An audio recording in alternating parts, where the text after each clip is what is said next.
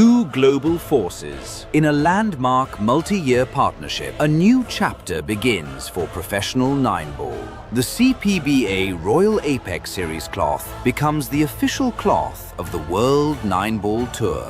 From the US Open to the World Pool Championship to the Mosconi Cup to the Reyes Cup, the world's finest now compete on one surface. The stage is set. The future is here.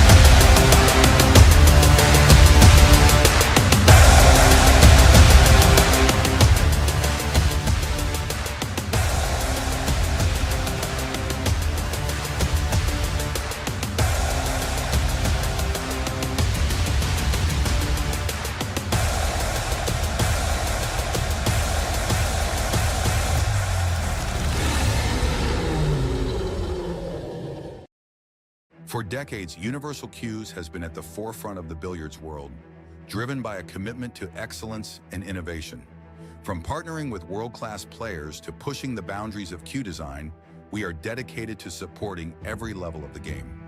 Universal Cues is more than a brand. It's a community built on a passion for pool and a dedication to empowering players worldwide. When you think of quality, trust, and innovation, think Universal Cues. Your success is our mission. From concept to design, from launch to achieving legend, Universal Cues leading the way.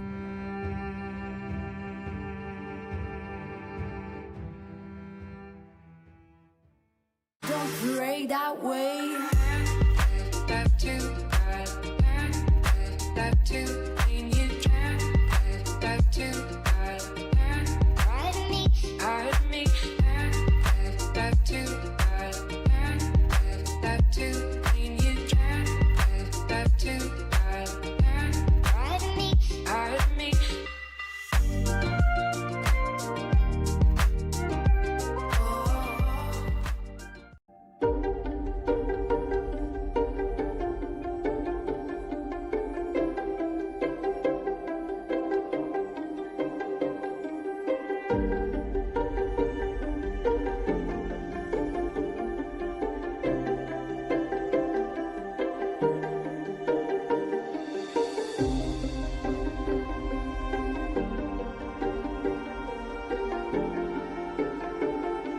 Two global forces. In a landmark multi-year partnership, a new chapter begins for professional nine-ball. The CPBA Royal Apex Series cloth becomes the official cloth of the World 9-Ball Tour. From the US Open to the World Pool Championship to the Mosconi Cup to the Reyes Cup, the world's finest now compete on one surface. The stage is set. The future is here.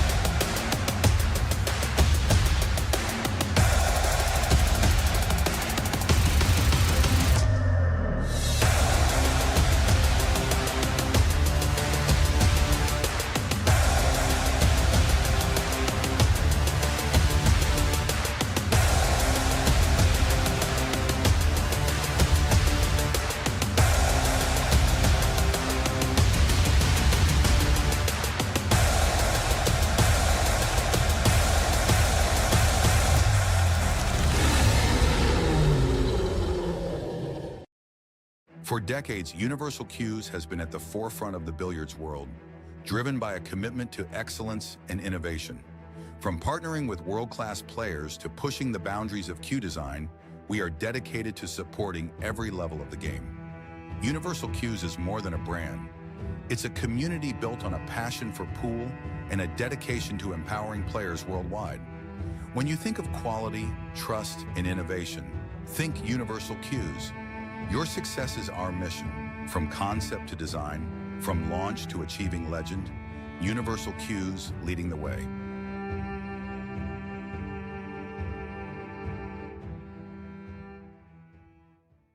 Don't pray that way. Back to, back to, when you can, back to, pardon me, back to, when you can, back to, pardon me.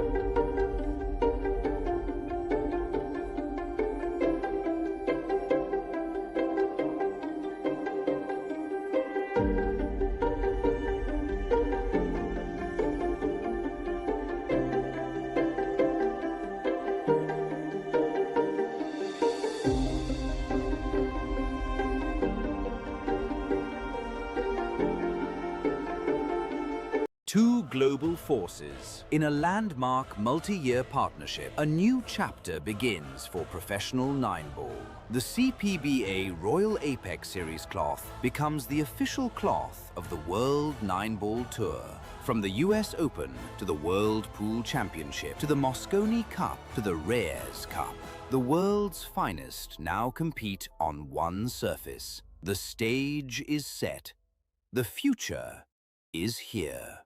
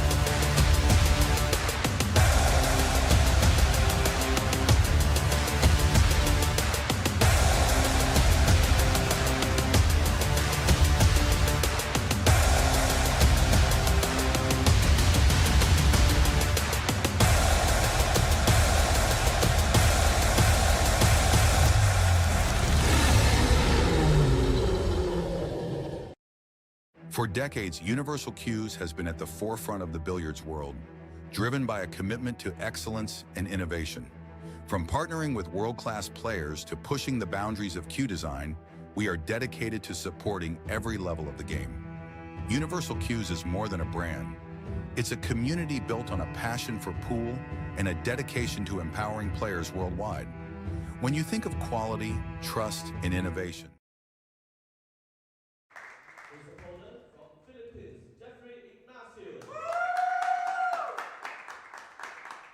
Referee for the semi-final will be Nagat. Race to 11 racks. Referee clearance when you're ready. You may begin your matches. Good luck and all the best.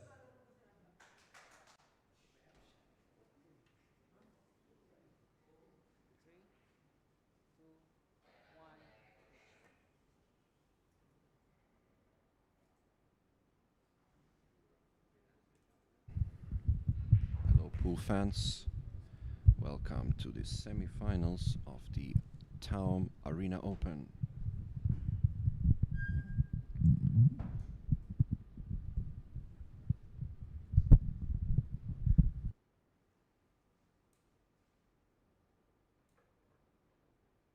A clash in store for you today. It's a clash of two powerhouse nations, Taiwan versus Philippines. This man on your screen is no stranger in facing Filipinos.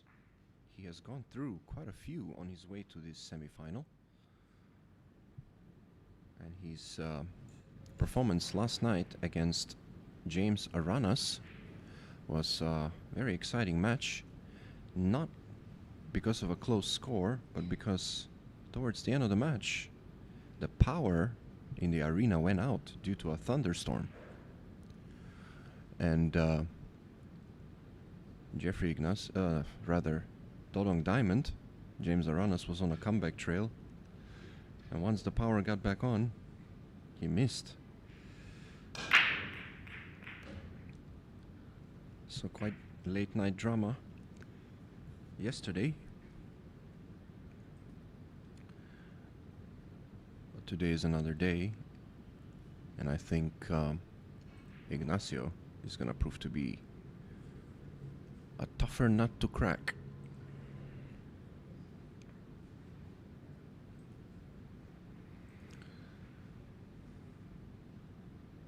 Behind the back safety.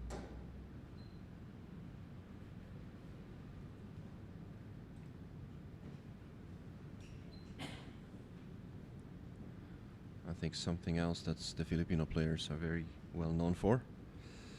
Playing shots behind their back. A few of them are really skillful in doing that. And that was a pretty good snooker there.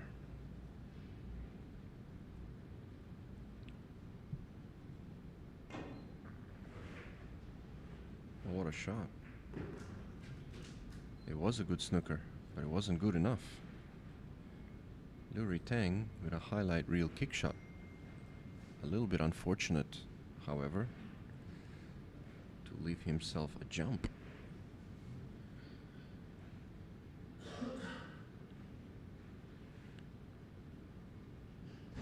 Now let's have a look whether he goes for this shot,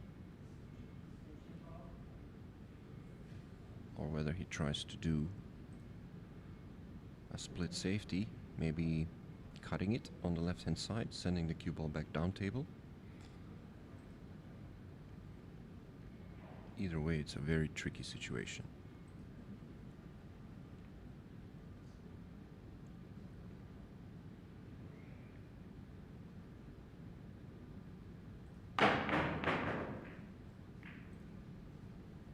Yeah, he's hit it a couple times, but unfortunately he's left Ignacio with a makeable pot, bottom right corner.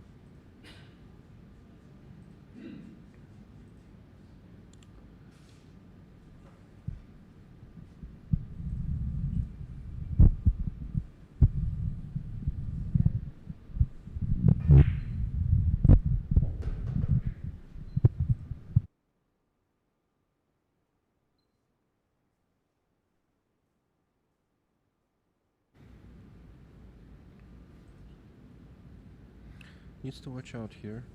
This combo looks very simple, but if you cut the 8 ball a little bit thinner, you might end up losing the 4 ball. And as you can see, he cut it on the other side with a bit of draw, knowing that chances are this ball is gonna follow in.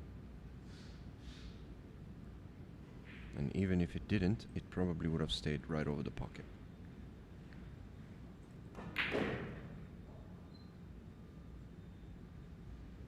Great stun shot there by Ignacio.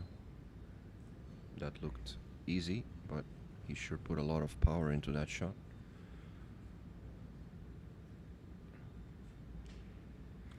I'm curious to know whether he goes inside spin or whether he goes between the gap. I think... Ooh, wow, he chose to hold the cue ball.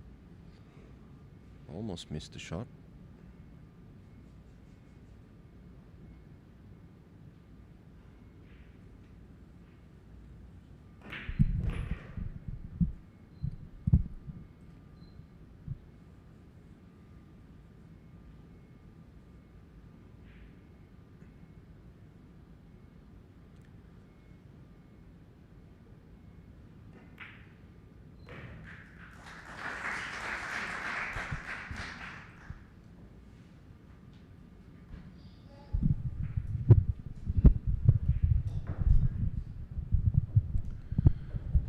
Hear some comments on the screen about my voice being a bit soft. I'm gonna try to see whether we can fix that.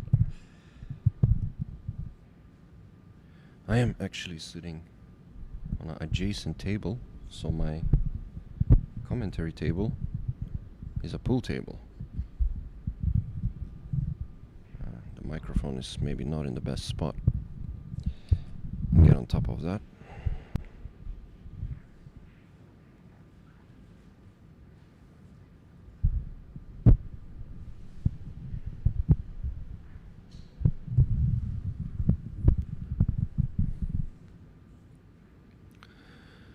Okay.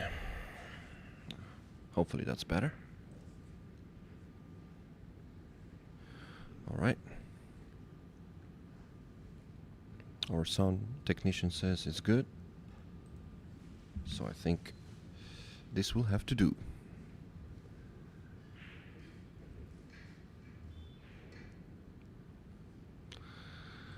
Okay, first blood for Ignacio.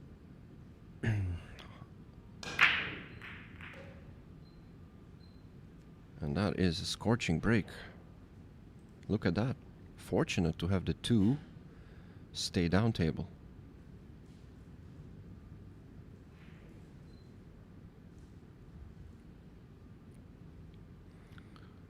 Quite a tricky shot though.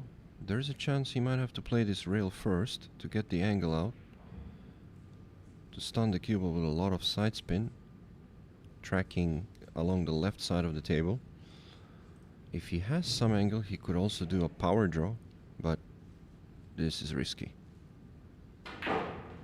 Power draw it is, and unfortunately, he caught the 7.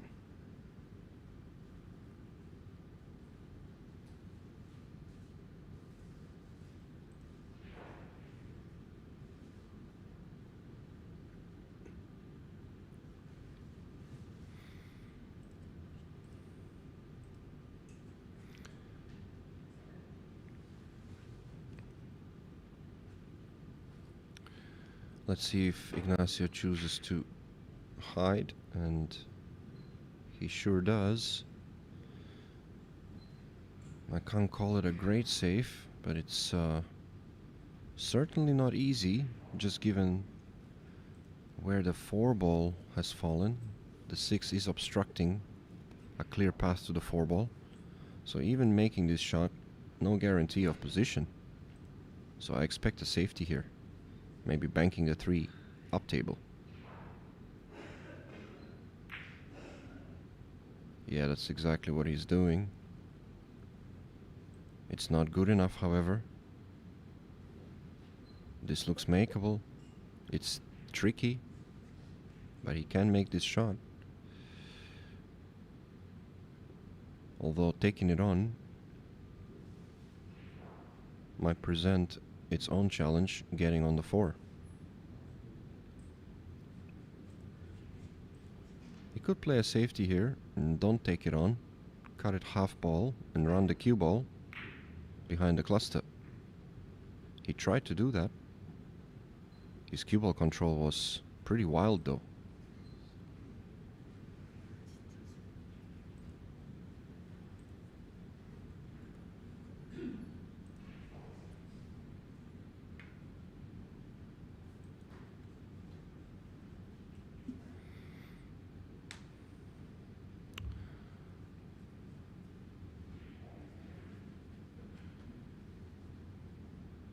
I see we have quite the commentators there on the chat screen with interesting comments. I'll tell you what, Liu Ritang does look like he's some sort of kung fu master. Very stoic. Very, very stoic character. And I'll tell you what, he is definitely deadly at the table. I've seen a couple of his matches, and he just didn't let his opponents have any momentum.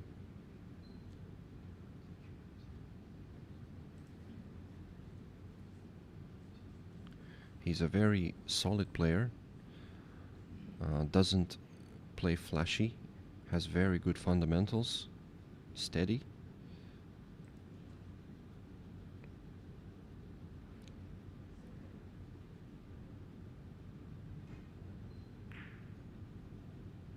And his touch, as you can see, is certainly up there with the best.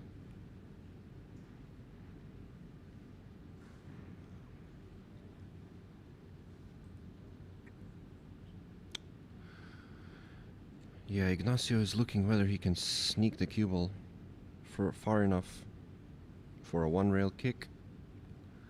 Maybe even two rails. Two rails would be optimal. That's what he's trying. Unfortunately, he's missed it. And this could open a opportunity for Liu Ritang to get on the scoreboard.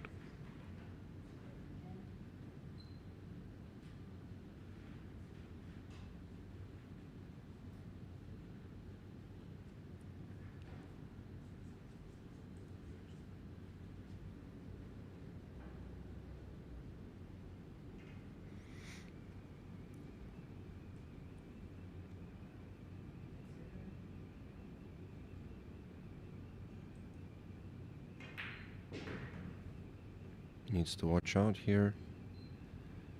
It looks good, but the nine's in the way. Can he? Yeah, he's still okay. I think he just about can make a normal breach there and cue this ball.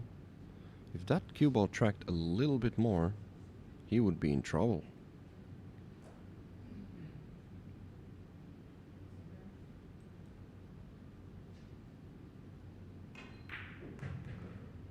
Yeah, keeping it simple. He could have played under the 6, pulled the cue ball a little closer, but given that he was stretching, he decided to take the long shot. And that's the kind of play that keeps him out of trouble most of the time.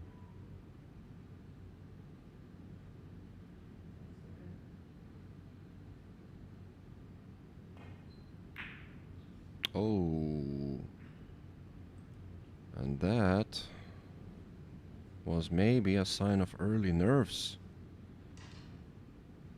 He wasn't anywhere near making that shot. He got away with it though. But Ignacio jumped out of his chair.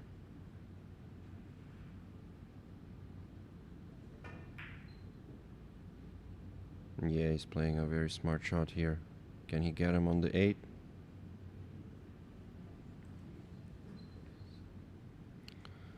He's got him on the 9 though.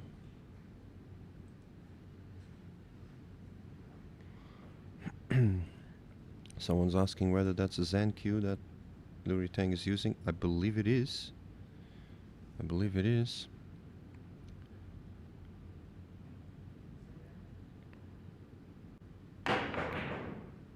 Oh, very close call there. And still got away with a safety. He almost made that jump.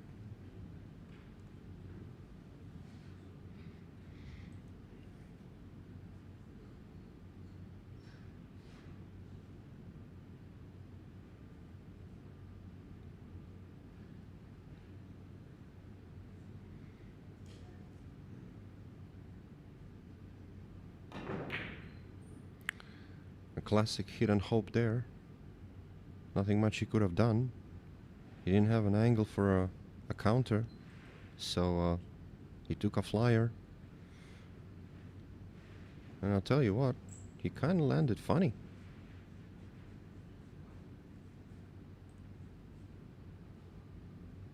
He can make this shot. If he plays a little follow shot, he could hit the point. I think that's the shot. You gotta try to hit the point. That should bring the cue ball back out a little bit. He might be trying to follow this beyond the point. I'm not sure if he can. This is tricky.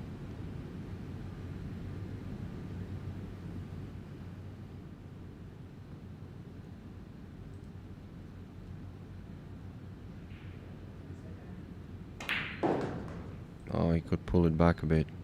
Yeah, that's not bad.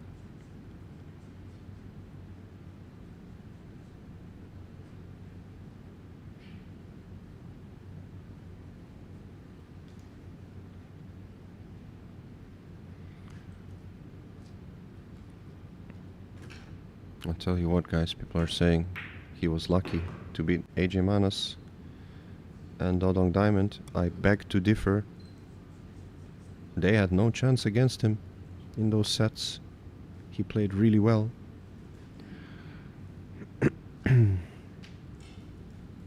With pretty big scorelines too.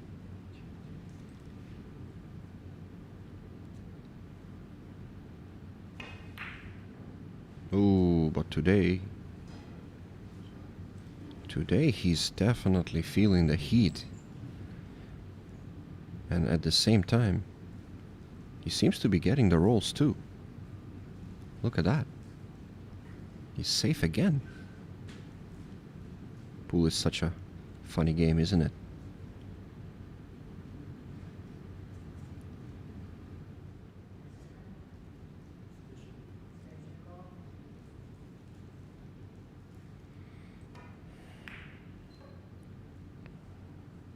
Yeah, good shot by Ignacio.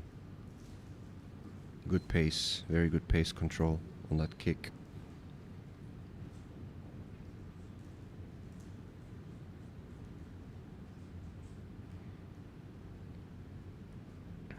A very nervy start to the semifinals.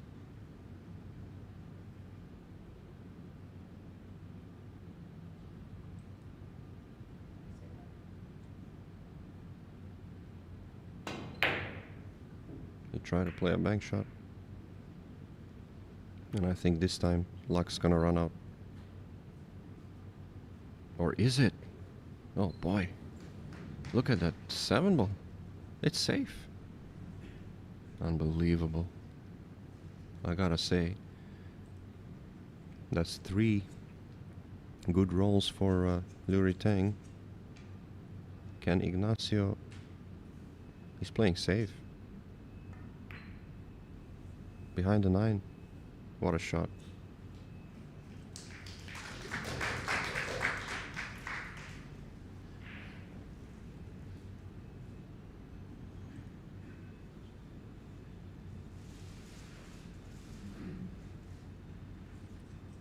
Well, I'll tell you what.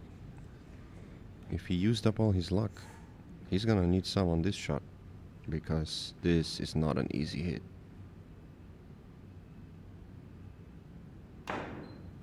This is not an easy hit. Not at all.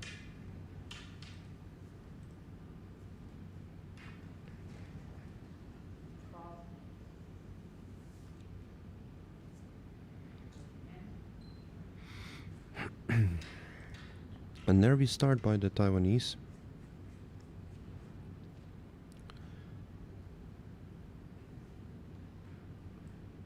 He missed a couple balls. Didn't sell out. Missed a few more. And finally, a great safety.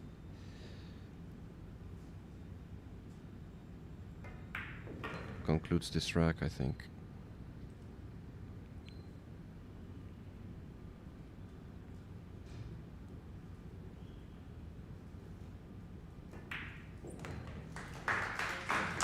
And just like that, 2-0 for Ignacio.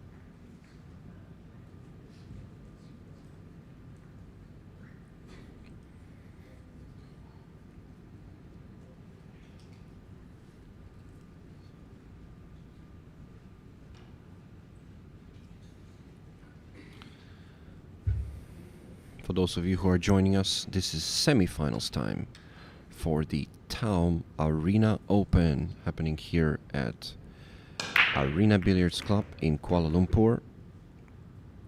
My name is Timofey, And that magic rack just stopped the cue ball. That could have been a totally different outcome. That template rack just froze the cue ball. It was going to be right behind the 9 or on top of the 9. As it stands, Ignacio has a shot.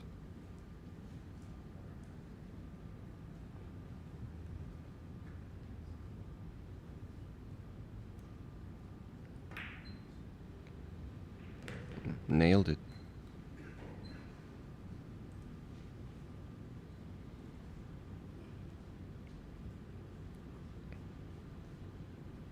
We've had 170 players in this tournament. Some of the biggest contingent were from Philippines, Malaysia obviously, Indonesia, Taiwanese were here, quite a few of them. We are down to 4 players. We have 2 Filipinos still left standing, 1 Indonesian and 1 Taiwanese. So all the top countries in the region are well represented in this top 4.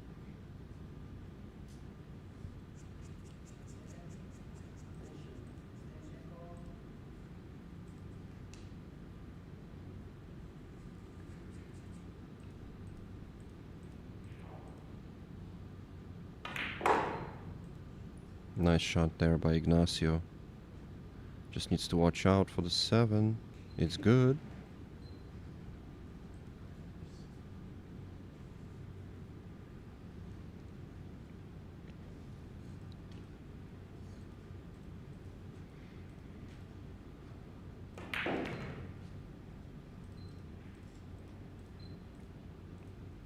Yeah, he's got a nice easy layout here to close out this rack.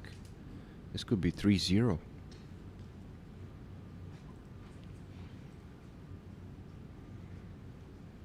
He just has this sense of focus, Ignacio. Since he played the last 16 match, he just had this very, very calm, relaxed focus about him. And I was talking to a few fellow players. They really think he's the favorite here in this tournament now. The way he's been playing, it's just been very measured. Even when he was not having things his way, you didn't see any negativity.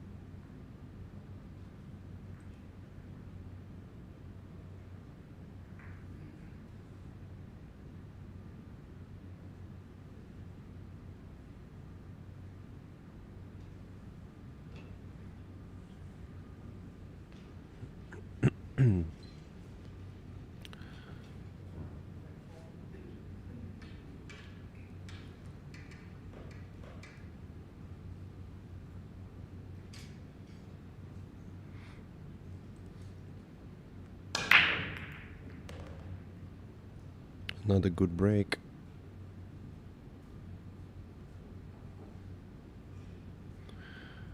I had a chat with Ignacio about the break after his quarterfinal match. And he has an interesting approach. He doesn't change the cut angle on the shot. He just changes the cue ball position ever so slightly, depending on the results of the break, to find that one ball. The matchroom cut break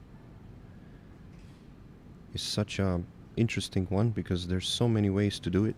You could cut it thinner, you could cut it thicker, you can draw more, you can stun more. There are just so many approaches to that break. But Ignacio keeps it simple. He hits it with a stun draw. Okay, what's going on here? He's put up a towel.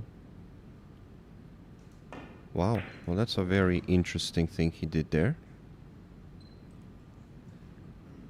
I mean, he made a great shot. But I like what he's done there. He's put up a towel just to make the cueing smoother out of the pocket. That's very interesting. I've never seen that happen before. I'll tell you what, it's ingenious though. It's a really smart move.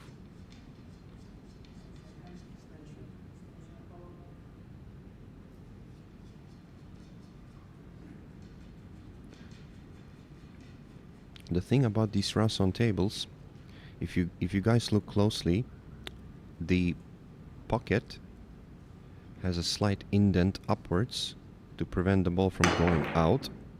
Ooh, missed it. So that point, that little tip of the pocket above, is not very comfortable to put your cue over. But if you put something over it, like a cloth, I guess, a fiber cloth, I suppose it makes it easier.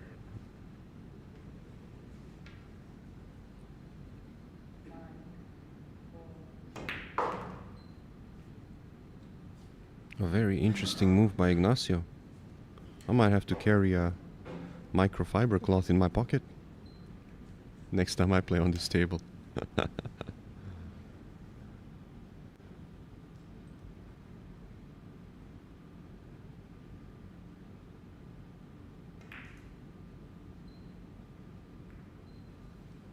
Ooh. Yeah, simple safety there, but he could have done better. He wanted to wedge him on the 9.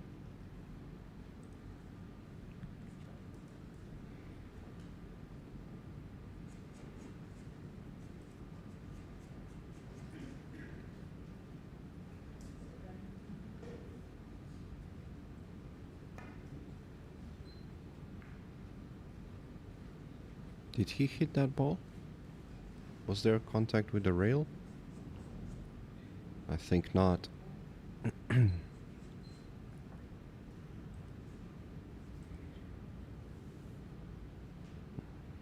Actually, I would love to see a replay on that contact. The referee called a foul.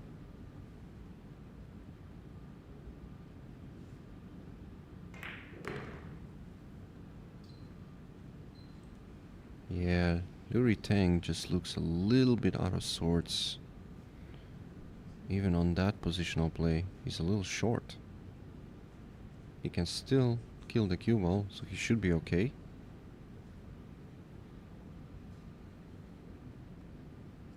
But he just looks a little bit edgy at the moment. Played a nice kill shot there with a lot of right spin.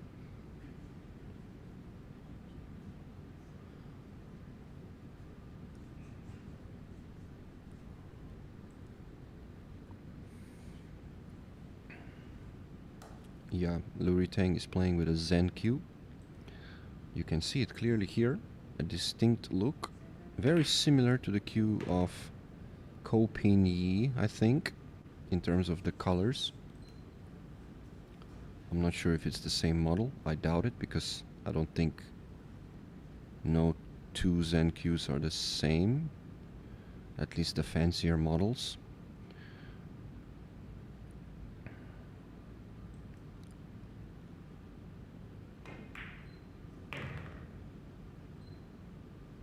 He desperately needs this rack, because falling behind 4-0 with Ignacio is not where you want to be.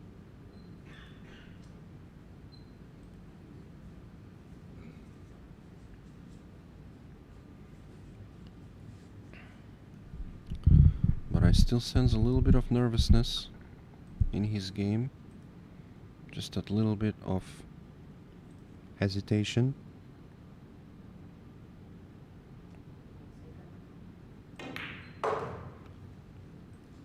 Whoa, that was close.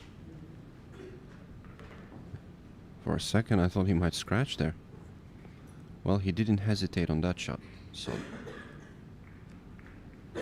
that's gonna make him feel a little bit better.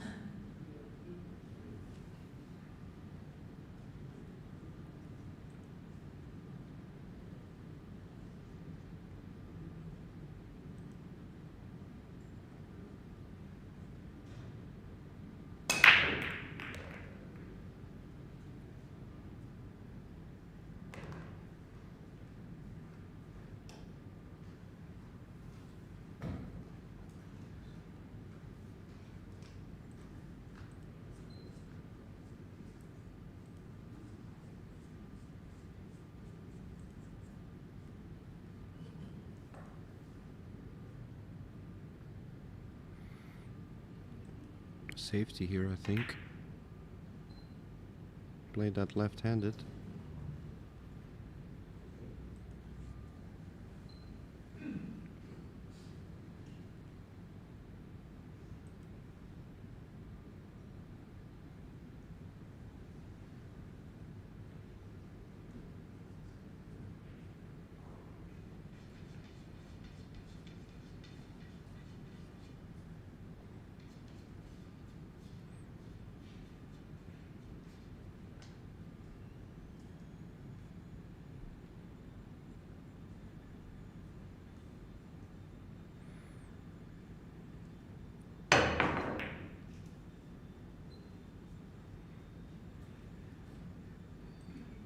Very nice jump there.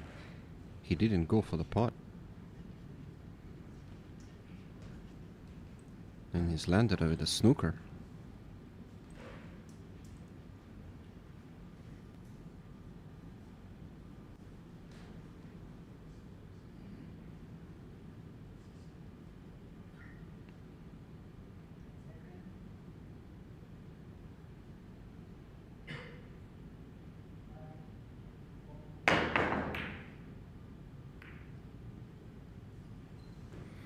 Good contact, but unfortunately for Liu, he's left an easy shot here, or at least a relatively easy shot,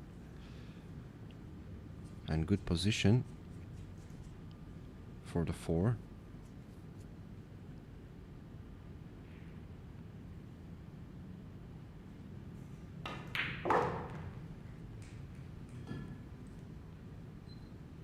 Nicely done.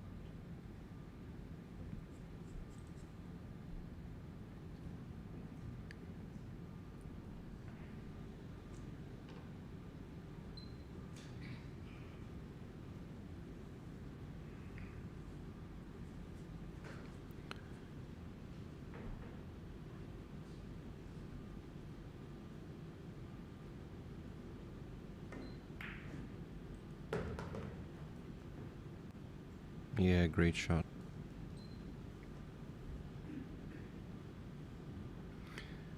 He was kind of playing it into the 6.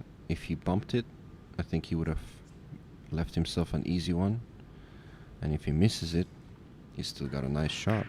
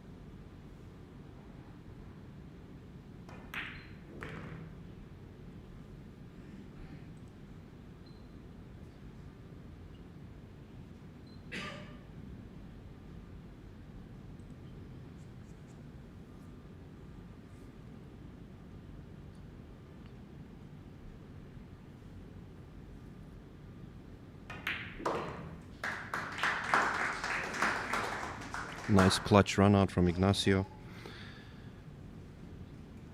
He stamped his authority on this match now.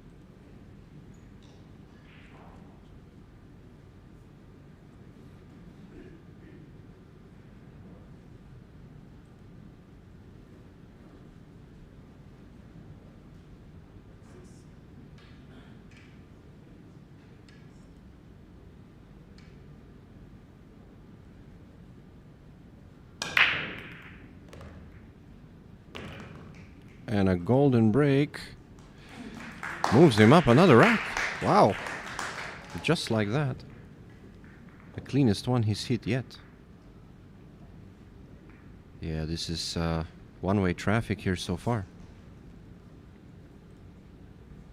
We might take a short break, guys. Timeout called by Liu Ritang, and I think it's a good idea.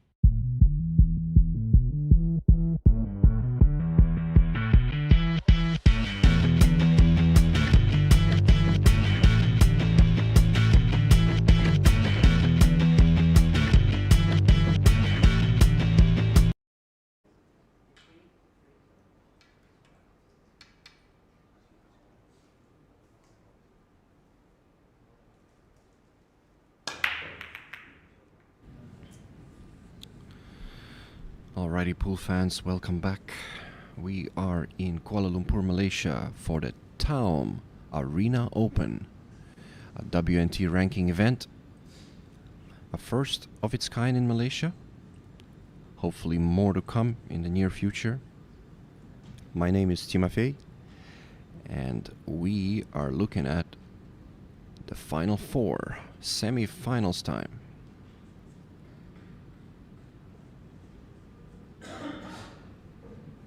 It's been an interesting start to this match.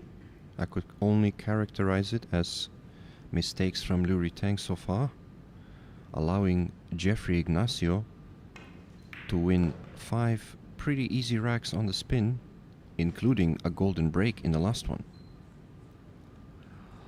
However, a dry break has led Liu Ritang back at the table, and this looks pretty good.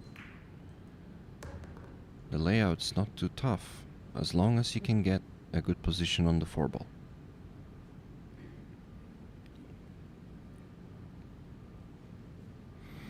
I think he's got the angle. He could even play this for the side pocket. He could play this smoothly and just soft, drift for the corner. Let's see what he does. Yeah, he's going for the side pocket.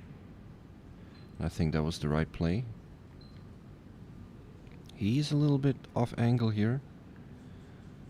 He might have to bump the 9-ball to hold the cue ball. And you need to be a little bit careful with this shot, because if you don't hit it at the right pace, the 9 could drift towards the 6, creating a problem. So he needs to control it. Oh, he needs to make the shot first. He's missed it terribly. Oh boy. He's really not having a good day so far here. He's gonna have to switch on soon, because with Jeffrey Ignacio, as soon as you blink, he's got a golden break and a run out on you. Oh, and he's got a nasty safety too. Look at that. I think the cue ball is frozen to the 5. Wow. Very fortunate. But I think when you start making mistakes, you get punished.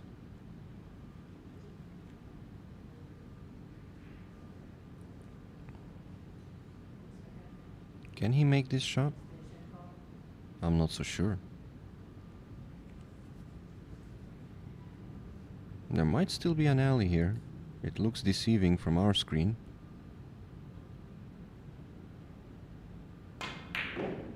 Ooh. He snatched at it. He didn't give it a good, smooth cue action. I think he was a little fast on his transition. And the wheels are kind of coming off a little bit for Liu Ritang.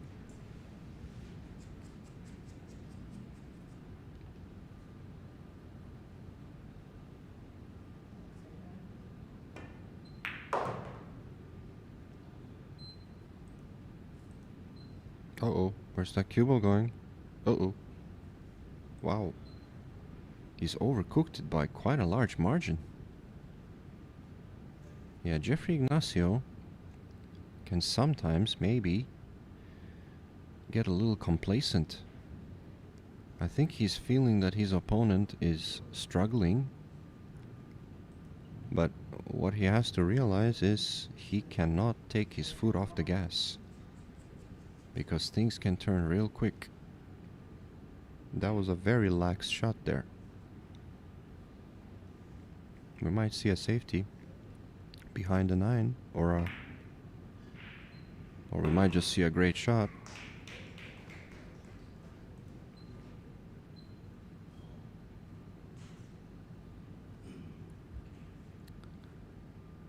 The Russ on table. Yeah, I agree with you. If you have a nice stun shot that hits the back of the pocket, it makes a really nice sound to it. A nice little buzzing, ringing sound to it. A very fun table to play on.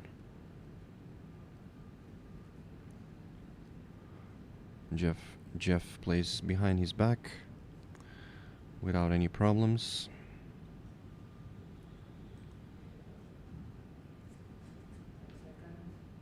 He's done a couple of shots behind his back already in this match. He's gonna have to play a nice smooth draw shot here. The angle is not too bad, but he still needs to hit this clean and smooth.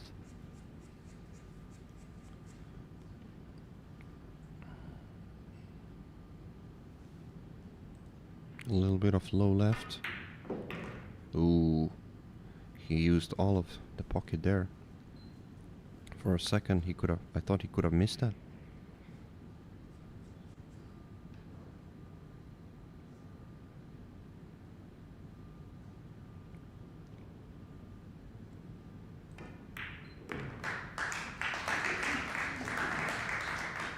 Another clearance by Jeffrey.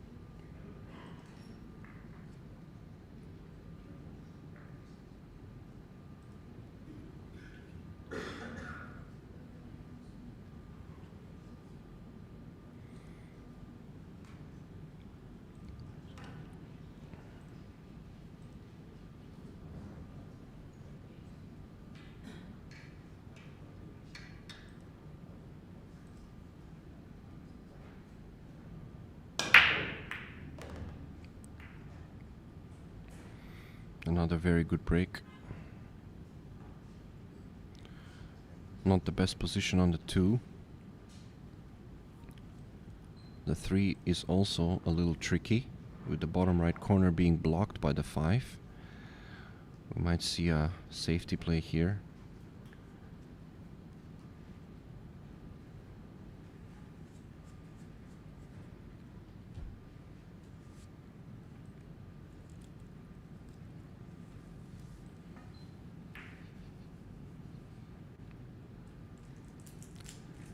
Good play by Ignacio.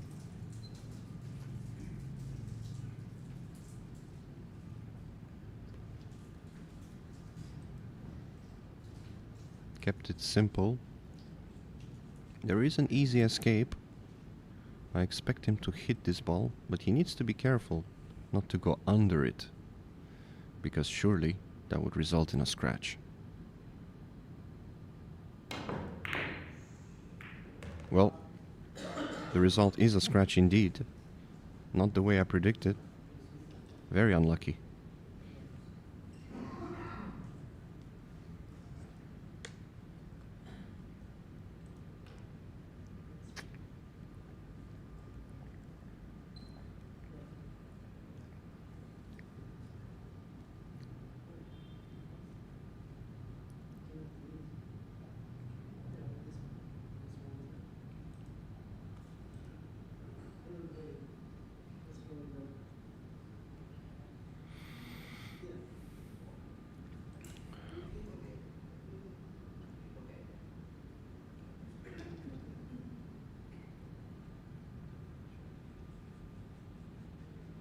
I think Ignacio asked the ref to clean the cue ball.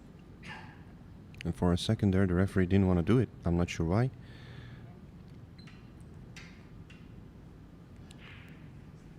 But in the end, the cue ball has been cleaned.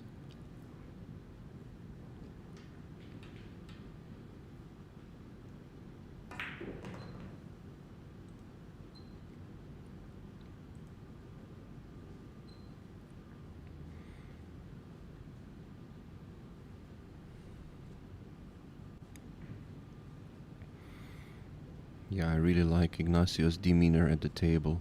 Just relaxed, quiet confidence, calm, quiet confidence.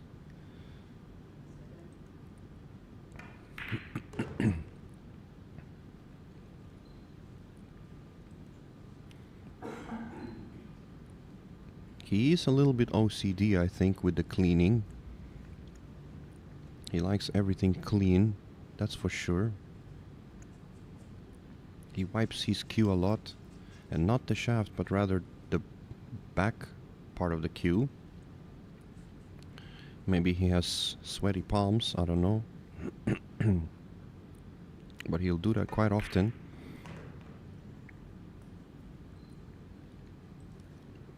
He's got a couple of cleaning towels ready in case the ball lands over the pocket, as we saw earlier.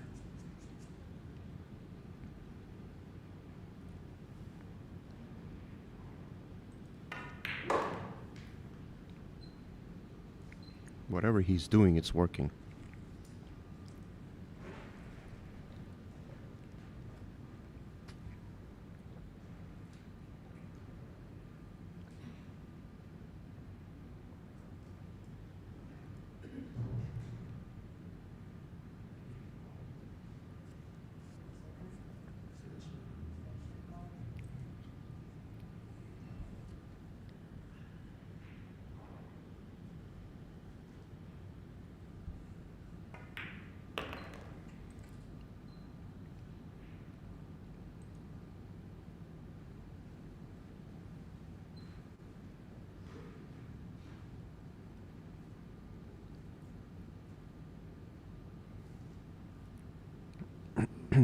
I'll be curious to see how he plays this shot.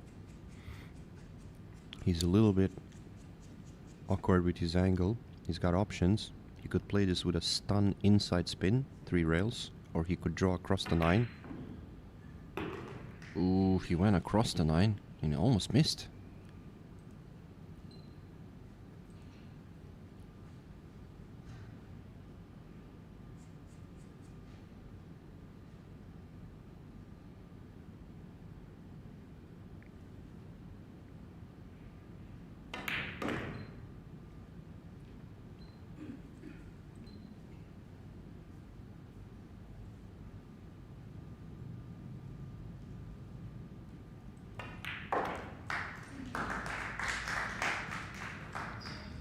Another run out. It's quickly becoming a rout here. 7-1.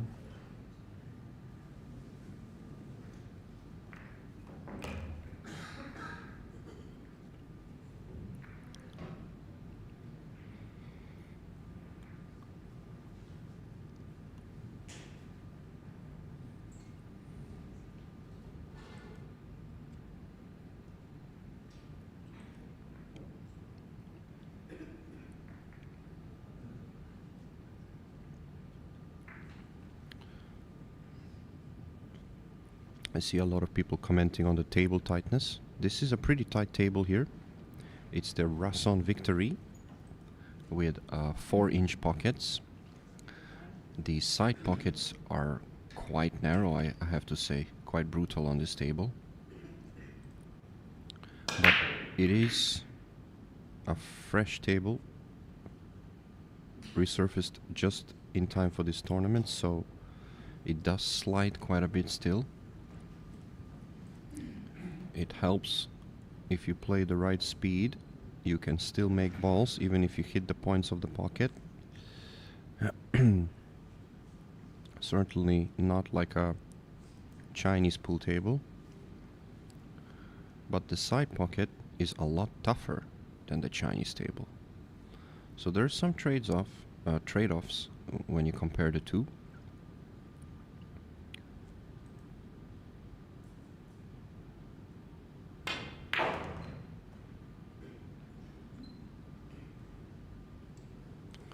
Yeah, he tried to move the cue ball a little bit more, I think, Liu Tang, but I just have this feeling he's a little bit tight, like he didn't deliver the cue smoothly enough. He's got some tightness in his swing today. You could see the reaction of the cue ball.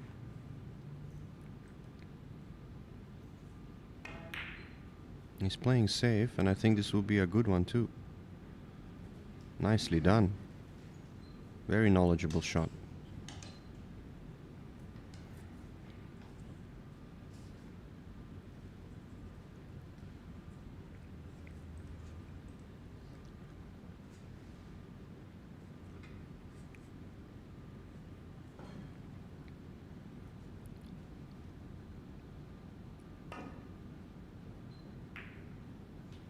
Needs to hit a rail, and he does.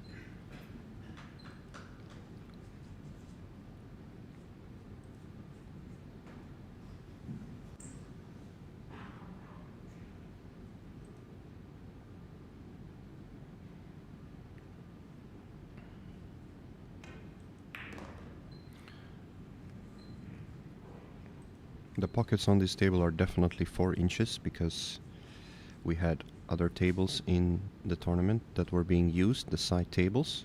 Some of them were 4.2 inches, so that the easiest tables were 4.2, and I think this one is probably the toughest table, apart from maybe one other table that's at the back of the arena, which was also very tight, a 4-inch wolf table, which is another model for Rasson, and the wolf table plays tighter than the other models, so it's a bit of an outlier.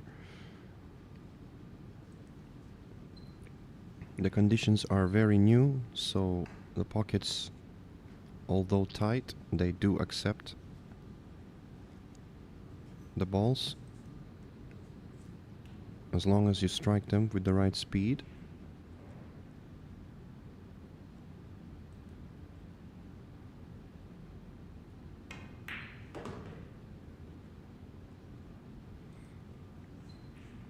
I think 4-inch pocket is a very good size for pro pool, if you ask me, because if you play on new equipment, it's a difficult game, but it's not frustratingly difficult. You could still cheat the pocket. But as soon as this table wears in, like let's say 1 to 2 weeks of play, you will certainly feel the pain of those 4-inch pockets.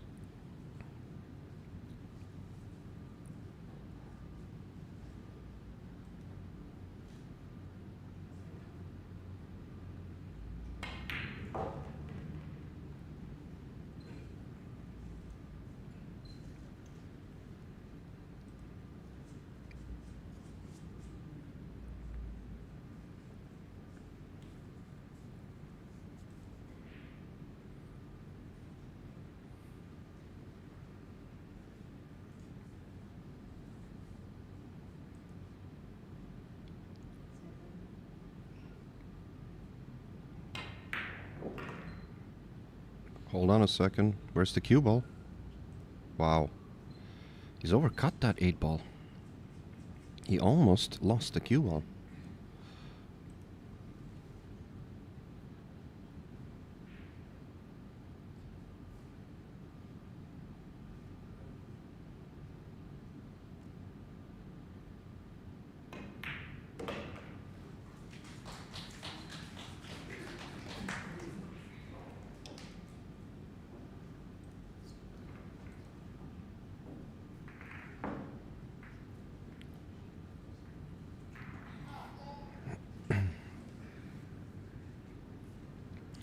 Well, a desperately needed rack for Liu Riteng. Keeps him in the match.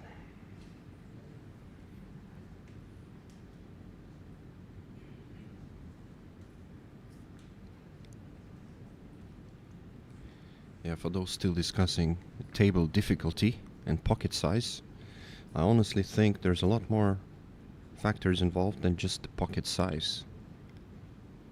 For example, the way the jaws are shaped in the pocket, the way the rails are shaped, Some are not favorable, not favoring the ball going in. They spit the ball out. This table, I think, has the jaws curved a little bit. If you see it closely, you will be able to understand what I'm talking about. So when the ball hits that point, it will drop, even though the opening is 4 inches. If you look at other tables, other models, for example, Rasson Wolf has a higher rail profile and a slightly different cut of the jaw of the pocket. And even being same size, it will play a lot tougher. So, yeah, table difficulty is not just a simple measurement. There are a lot more factors involved there. The depth of the shelf of the pocket as well makes a big difference. So if you look at, for example, a diamond table, it has a very deep shelf, while this table, if you look at the top of your screen, you can see the shelf, the drop of the pocket. It's not that deep, so the ball will have a higher chance of slopping in, as they say, but you still have to hit it pretty good.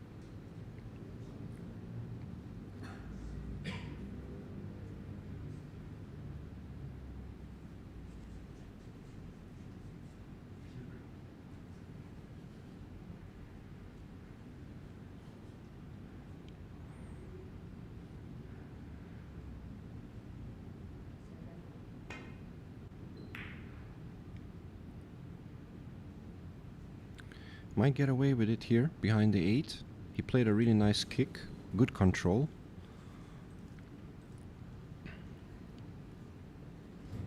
I do believe Jeffrey has an edge on the one.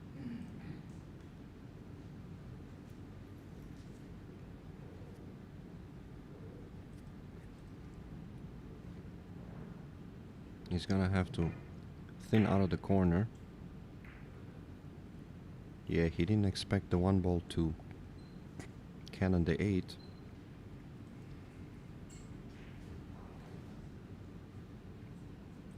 This is still very difficult. He might choose to play safe here as well. A couple of options. He could play a two-way shot, maybe a cross side bank, safety at the same time.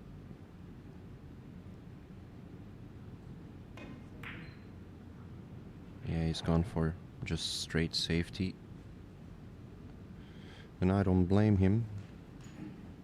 He's down 2-7. He cannot afford any more silly mistakes, and this is not an easy hit.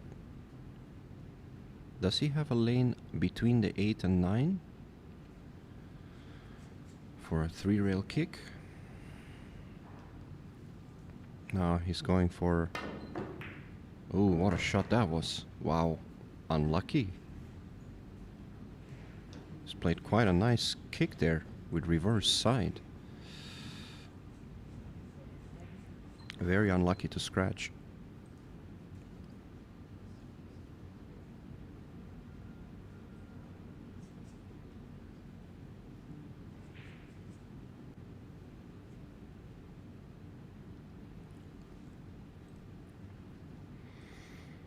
Well, this is everything that Liu Ritang needed to try and get back in this match. He has to convert. I've noticed a couple of positional plays. He's always under-hit the cue ball just a little bit.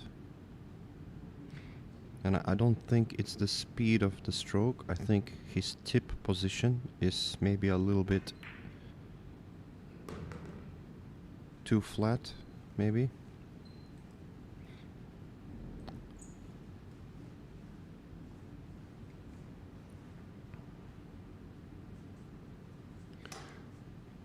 More often than not, if you're feeling a little bit nervous, you tend to go a little bit more middle of the cue ball, let's just say, when you're trying to play a spin shot. So you end up hitting it a little bit more plain and you get less action, especially if your grip hand tightens up.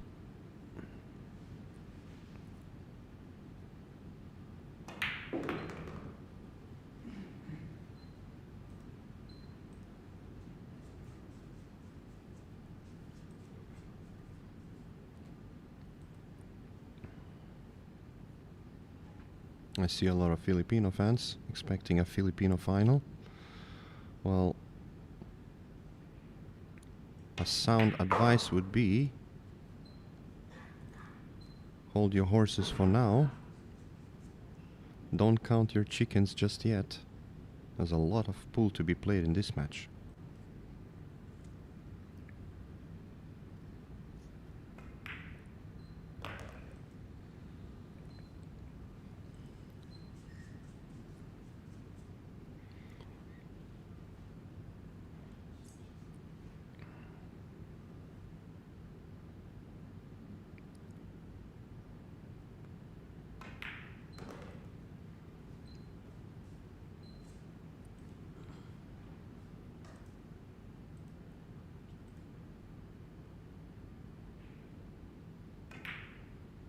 Oh my goodness.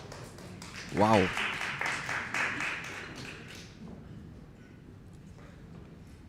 How on earth did that go in? Wow, I thought he missed that pretty badly. Well, there you go. You could see the slide on the table.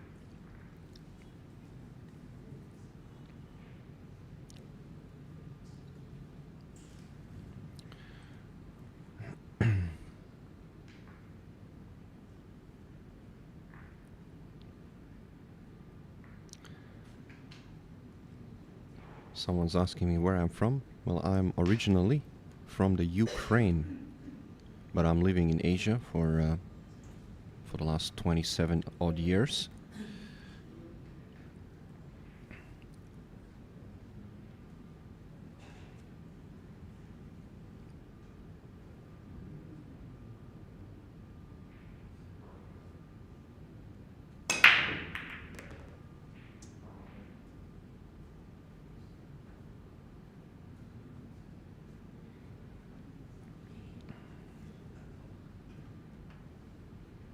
Yeah, interesting situation here.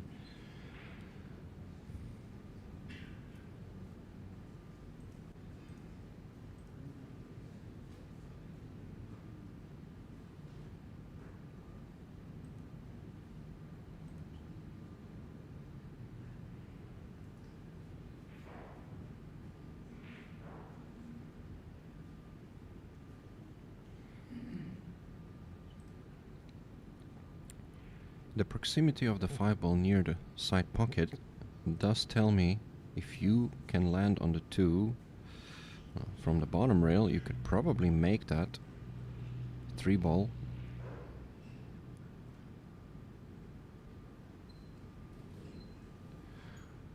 So he's chosen to play a push out.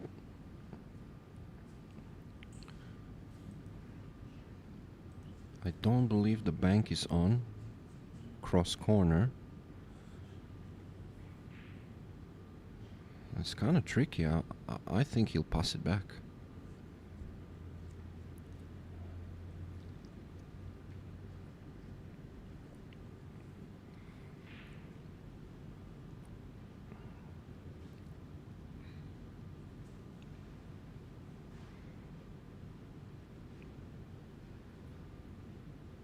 I'd pass this back.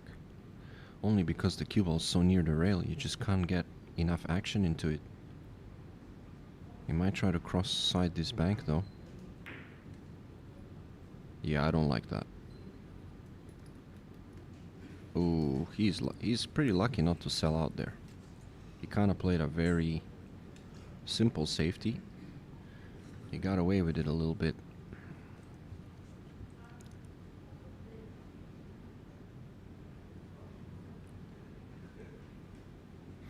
Two rail kick and stick.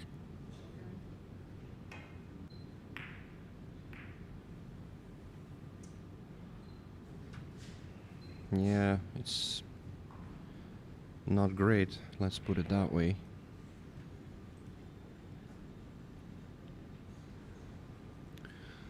At this level, against players like Ignacio, if you're playing safe, you want to have them snookered. And even then, you feel like, unless it's a tight snooker, they'll find a way to escape and counter.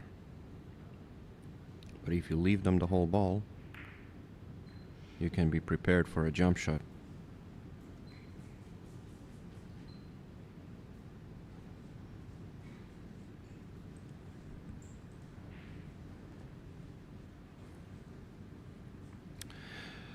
The other semi-final will happen at 3:30. We have Israel Nasturian from Indonesia playing Sean Mark Malayan, another very prominent Filipino who has established himself. Sean Mark is a very strong player. I believe he resides in Indonesia, so perhaps he'll have a bit of an edge there. Only because he's regarded as the top money player in Indonesia these days.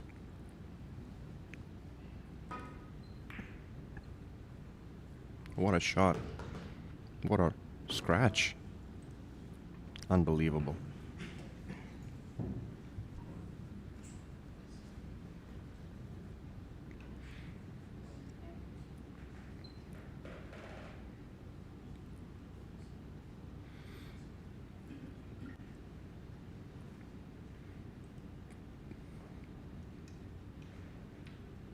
Yeah, things are starting to get funny for Ignacio.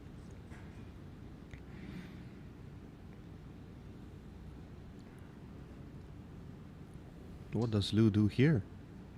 This is not easy. I think cross-side bank is the easiest shot, really. Yes, the position will be difficult because the 4-ball is across the other side of the table and you are gonna hit the 6.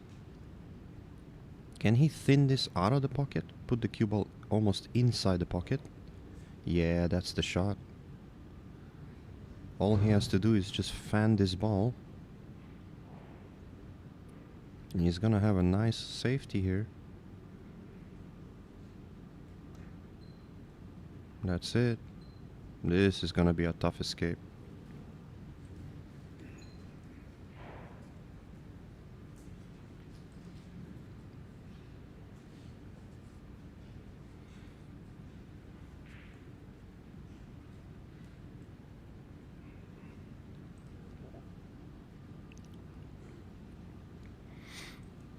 Ignacio has a couple of options. I kinda actually like, if he can't make the hit, play an intentional foul. Well, yeah. I was thinking a little bit different. I thought maybe he could push the 8-ball to the 4-ball down and tie those up on the rail, but he thought that maybe I'll make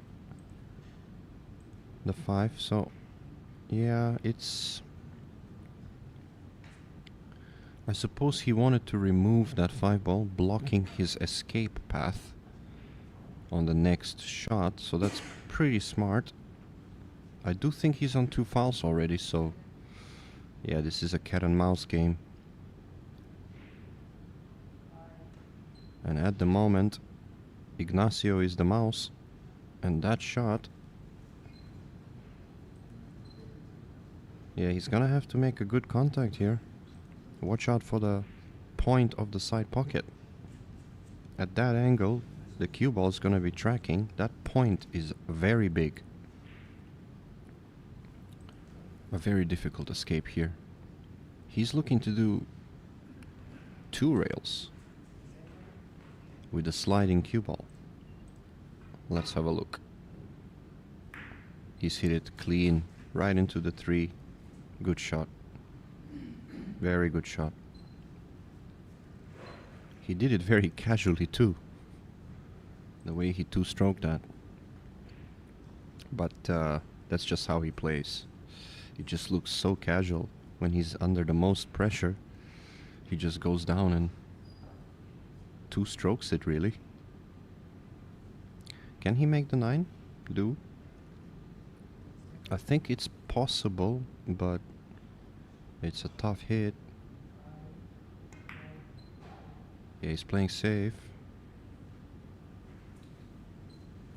He's done okay. He could have been behind the 6. I do believe there is no easy shot, but he can see this ball.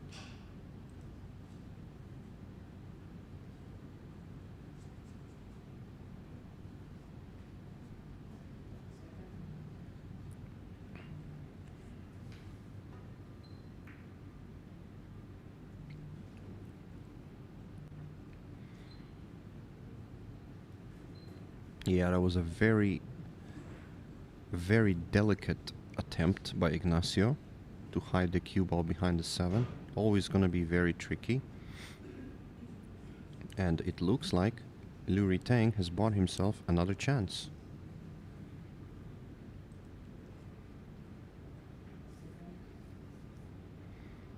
Needs to watch out for the 9 here. Nicely done. Very good line. Beautiful shot. Don't snook yourself on the jaw. Ooh. This looks tight. Does he have an alley? Yeah, I think he's fine.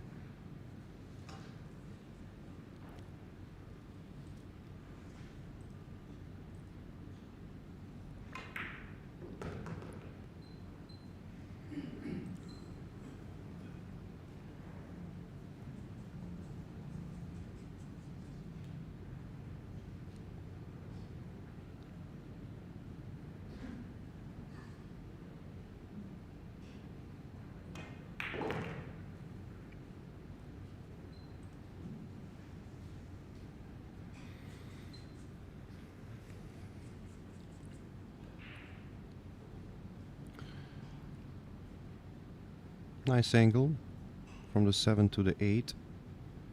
1 o'clock cue ball. Touch of high right, I think. He might even stun it to rails. Let's see what he does. Yeah, he's played the stun.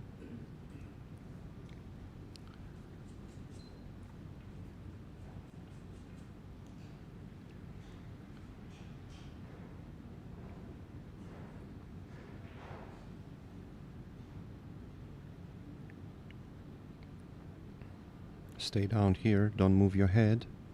Deliver the cue. And he's done just that.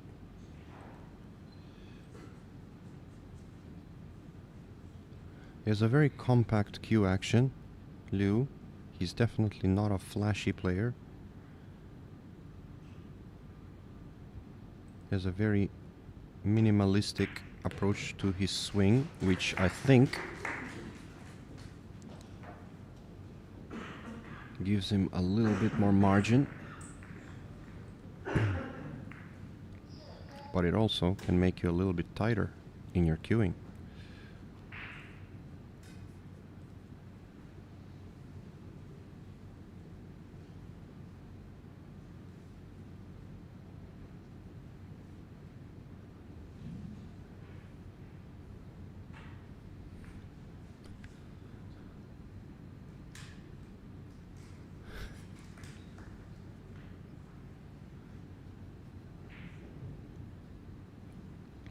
I see a lot of funny comments.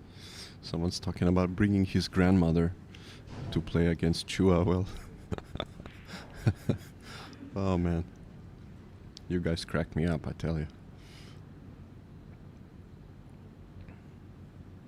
Definitely not gonna help you much, unless your grandmother knows how to play pool.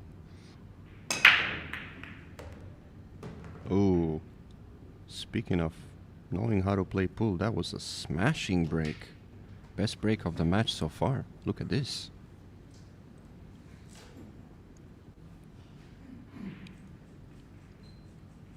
Yeah, Johan Chua didn't have a good tournament this time around. He lost to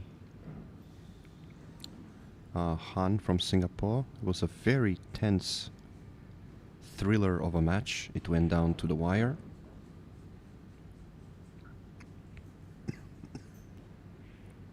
But what I noticed about Johan Chua is he was very gracious in defeat.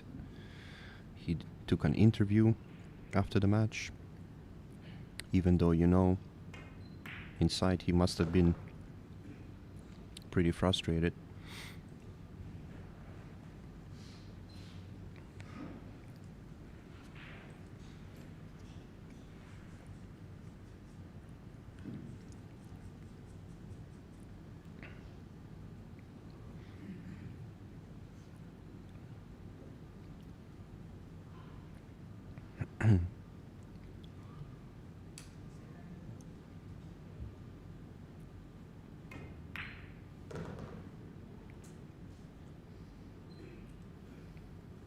Ooh, he's a bit too straight here. This could be a problem.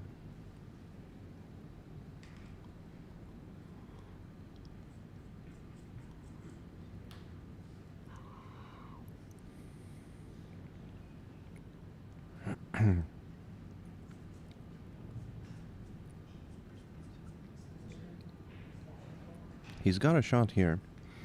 It looks pretty straight, but if he has a pinch of an angle, if you hit a nice stun draw, you can use the slickness of the table to delay the backspin a little bit, and the cue ball will react nicely, sending it off the rail before the draw picks up, like that.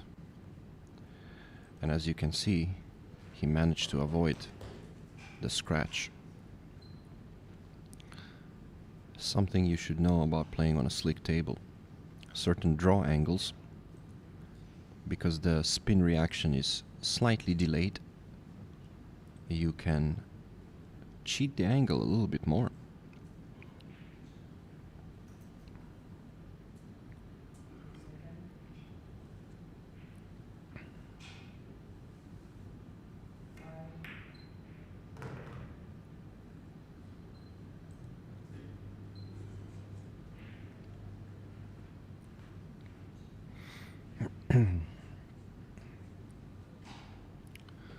I'll tell you what, Liu started very shaky in this match.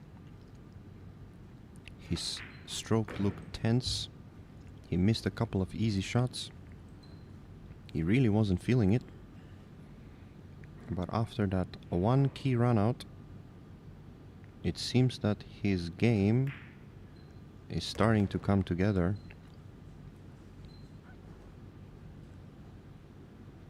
And he's only 2 racks adrift right now if he makes this 9-ball.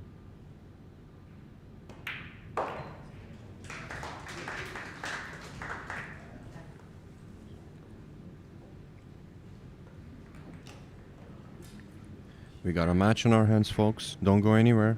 A quick break, and we'll be right back.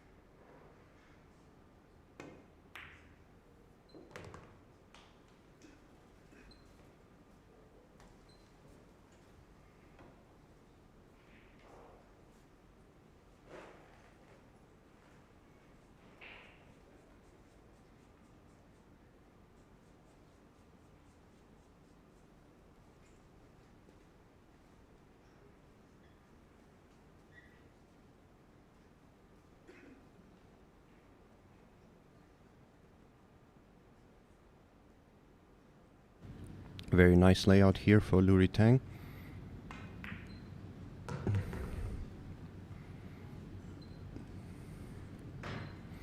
I don't see him missing this one.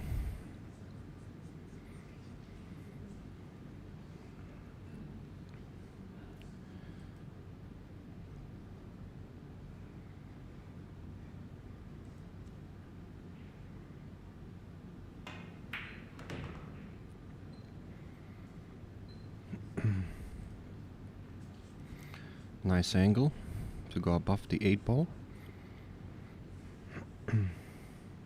Needs to finesse this. Looks like an easy shot, but on this table the rails are springy. The rails are springy, and as you can see,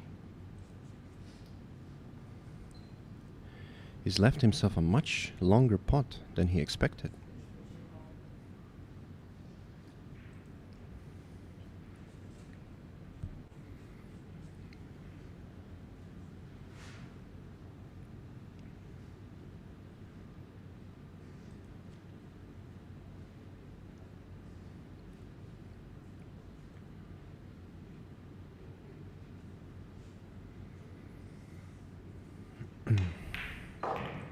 The good news is, all he needed was a stop shot.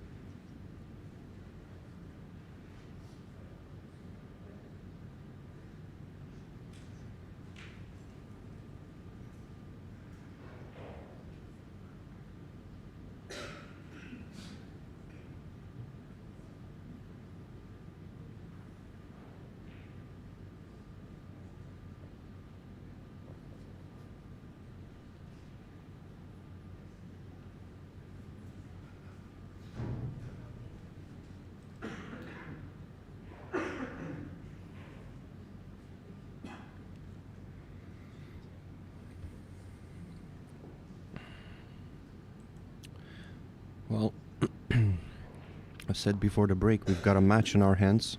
I think it's clear now. We certainly do.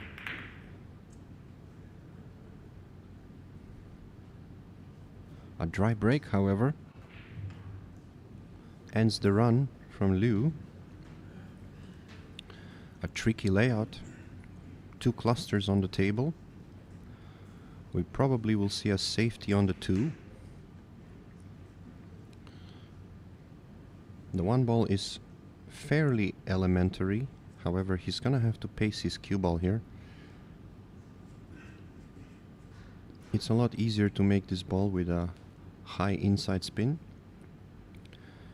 but the problem with that is it will track the cue ball down to the left side of the table, making position on the 2 difficult. So he might decide to play it with outside spin. There you go. And now he's made another cluster on the table. This is going to be a very interesting rack. A tactical battle coming up.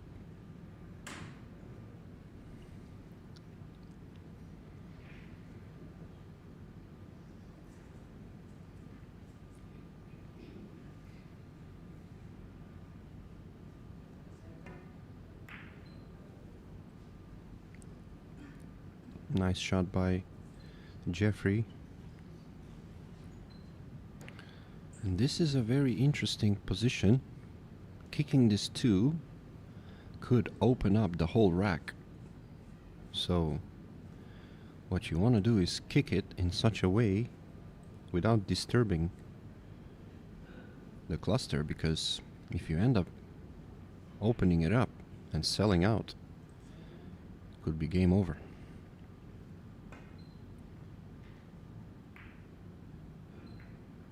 Yeah, he's opened 1 cluster and he's left an angle, and that's exactly what I said he didn't want to do. I do believe the 3-ball passes into the bottom right corner. He could even play across the face of the 4 and play the 3 in the same pocket. He's looking at it now. He's got to thread the needle. And he's done just right. Very nice.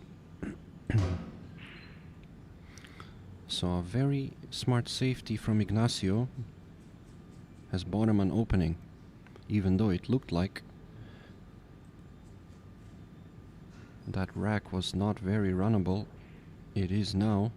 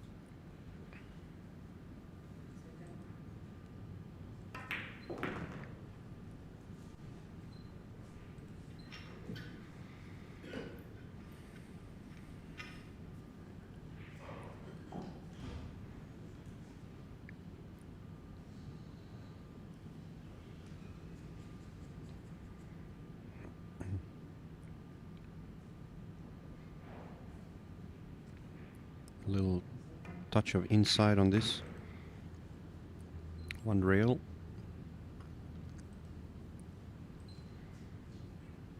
He's done very well. You can see him wiping his cue every other shot. He knows the gravity of this rack, because from a 7-1 lead, all of a sudden it's 7-6. So Jeffrey knows he has to deliver.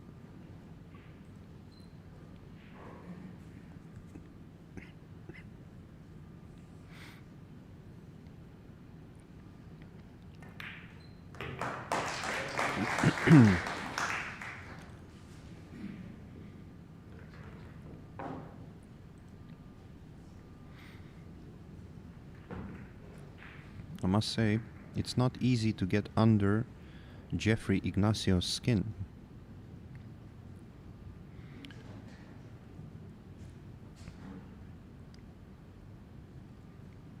He's not flustered,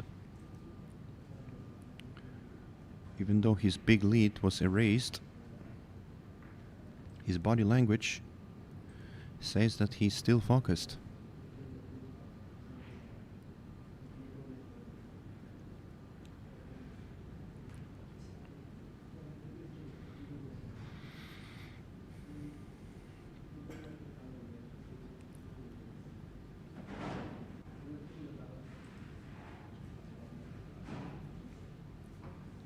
He's asking the referee to clean the cue ball again.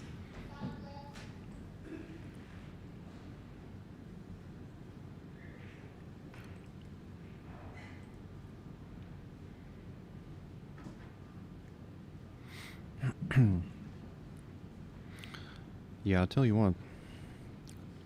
In recent years, technology in pool has advanced quite a lot. New chalks on the market. A lot of interesting products. Obviously TAOM, the big innovator. Oh, and a scratch there by Ignacio. That's just a poor strike.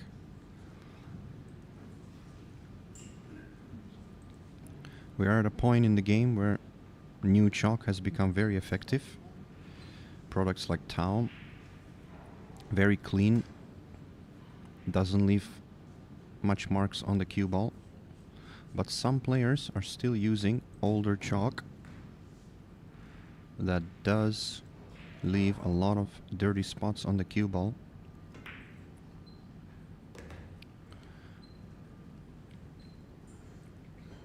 And it can be frustrating for a player if your opponent leaves a messy chalk. When you come to the table, you've got a messy cue ball. I've had that happen to me a couple times.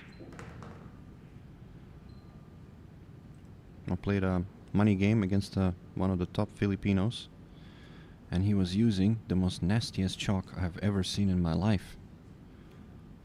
And every time you had a shot, the cue ball was full of spots. I don't know if some players use that to their advantage. There is a big debate about it now in snooker as well, with the likes of Ronnie O'Sullivan still using the old triangle chalk, which is super messy. So if you want my advice, switch to a better chalk. Especially if you have a table at home. Saves you a lot of hours of cleaning.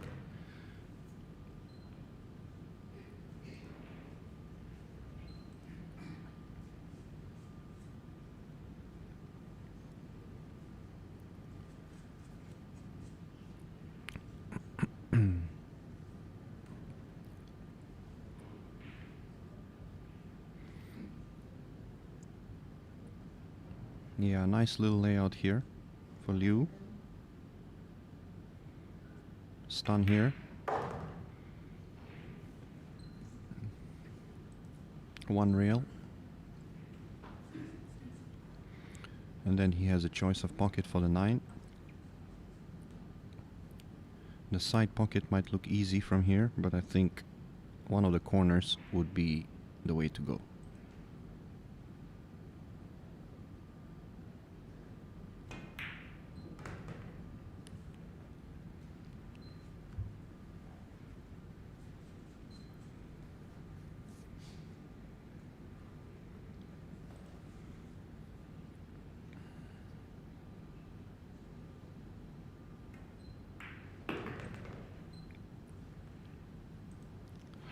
Well, he might still play it in the side.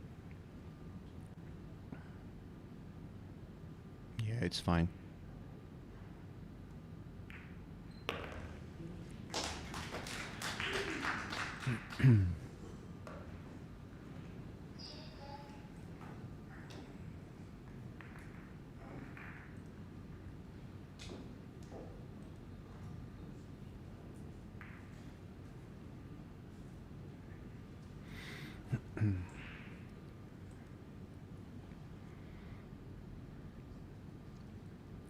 For those of you who are joining us, this is the TAOM Arena Open happening now in Kuala Lumpur, Malaysia.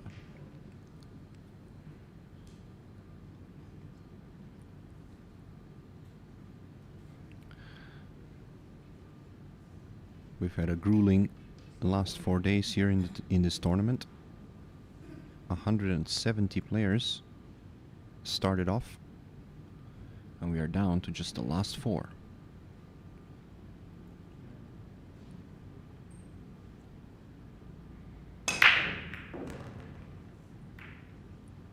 Great break by Liu. He's got a chance here. He has to go for this, I think. It's a little bit awkward, but I do believe he will take this shot on. I kind of like playing this with low left, pulling the cue ball 3 rails around the back of the 5-9-7, only because I think it offers better potting. He could also play this with a high ball, high inside. Let's see what he decides to do. Looks like he's playing it with the high inside.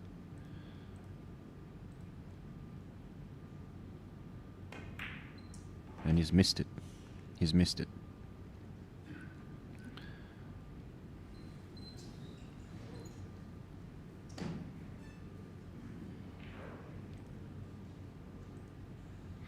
He's left Jeffrey a very difficult cut. Now this is gonna be a test, especially at this stage of the match. This one shot could be a turning point. I have a feeling if he makes it, he keeps his advantage. If he misses, it's level. Big shot coming up.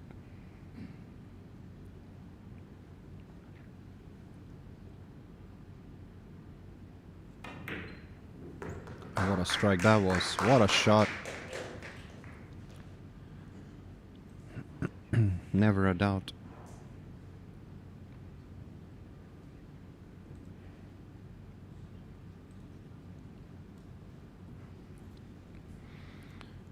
Let's see whether he plays this dead weight, which I think he will. He has an option to run the cue ball through the gap, but I don't think it's necessary.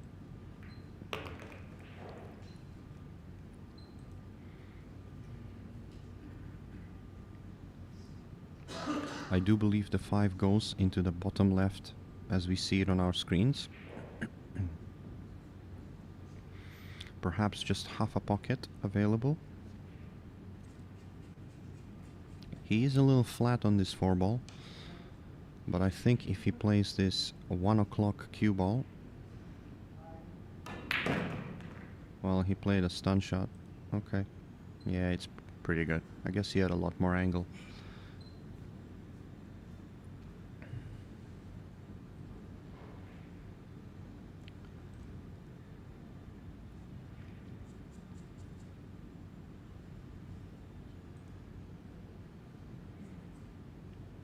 Yeah, Jeffrey's holding himself very well together. He hasn't made many mistakes in this match. He's played pretty much perfect so far, to be fair with you.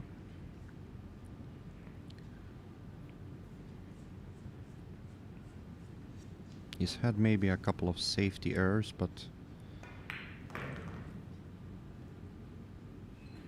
in terms of his runouts, he's been spot on. And once again, he's wiping his cue. I think Jeffrey maybe needs to get a cue with an elephant ear wrap or something dry. Something that keeps the sweat away.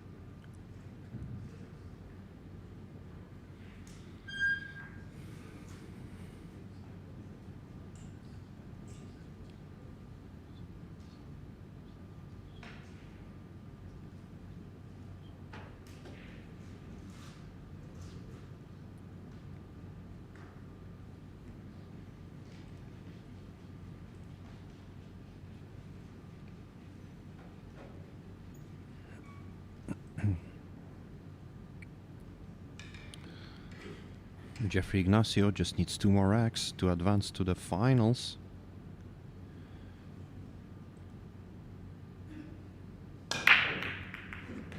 He's been breaking well. He did have a scratch in one of the breaks, which has allowed Liu to mount a comeback. So he has been cutting the one a little bit thinner than he wants. I've noticed a pattern. A couple of racks, the cue ball found his way down table, close to the corner pocket, and it happened again on this break too. Thankfully he didn't scratch, but as you can see, his position is very tricky.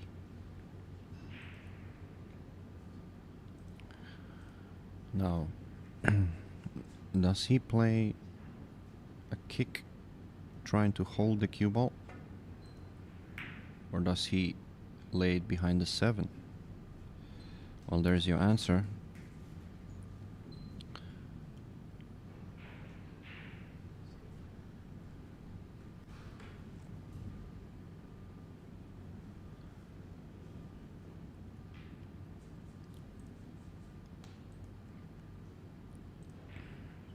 This is an interesting kick.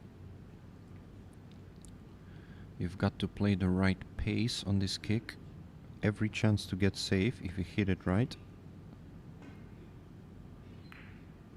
And he's not hit it right. He's hit it too flat. And he's hit it way too soft. Big mistake.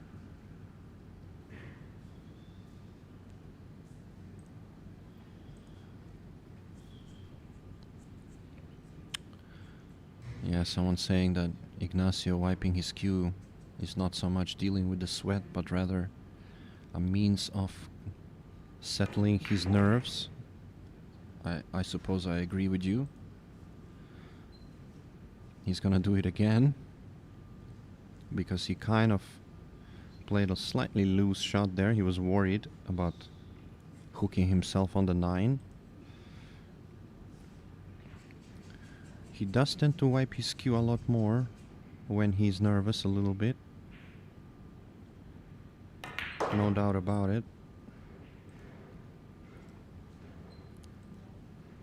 He's gonna wipe it again. I think he's just got sweaty palms. He's wiping his palm on his pants too. So,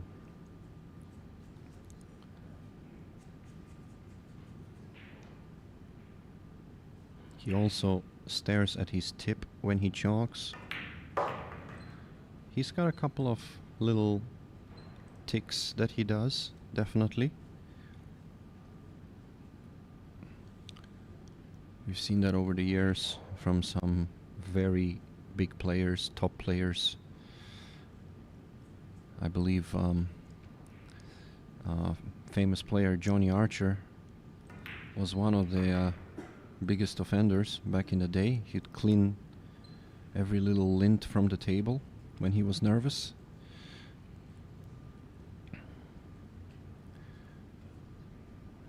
I've seen players put their chalk exactly on the diamond, like Moritz Neuhausen is another one.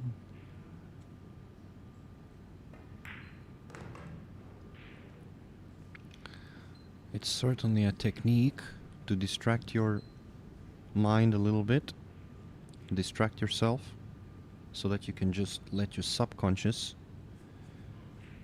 do the job. Don't overthink it.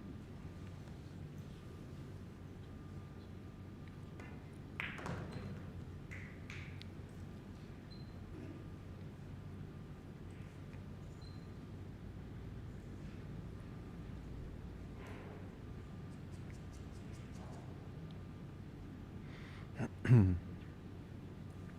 easy pattern here to get on the hill.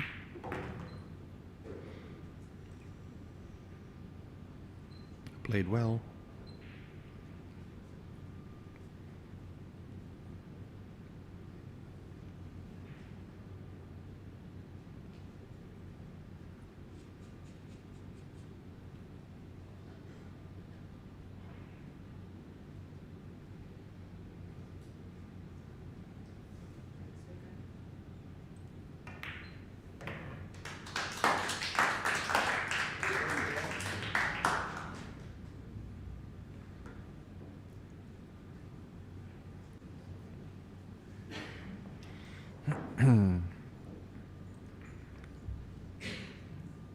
Yeah, I saw the backroom lights were switched on just as he was playing that 9 ball. judging by the glare from the table. And Jeffrey Ignacio, after making that 9-ball, had a little look there.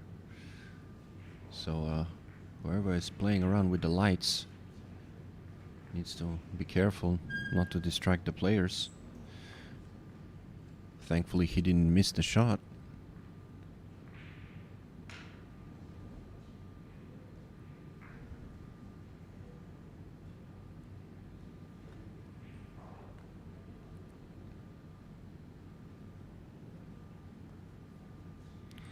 One more break for a spot in the final.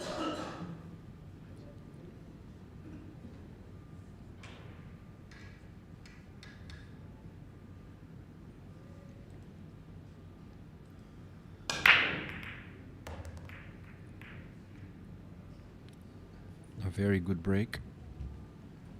No shot on the 2, however. He might have to play safe.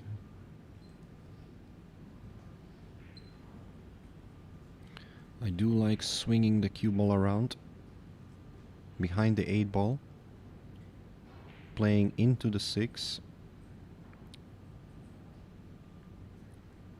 That should break the 2-ball.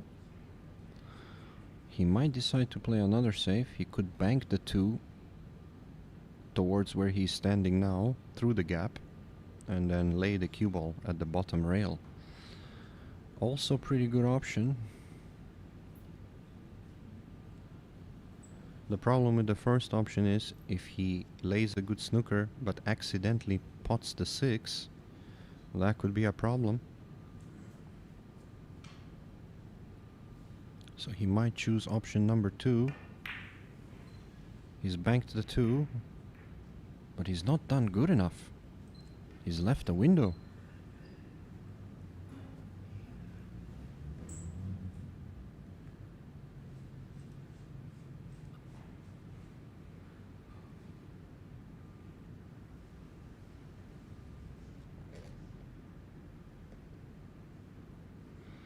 Delicate safety coming up behind the 4.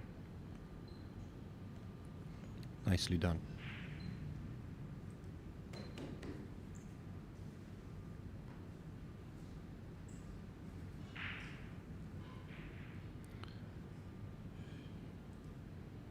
Yeah, Ignacio is looking at a jump here. It is jumpable. It's close, but it's on. He might have no other easy option. He could play 2 rails at the bottom of the table, but that's a very tough hit.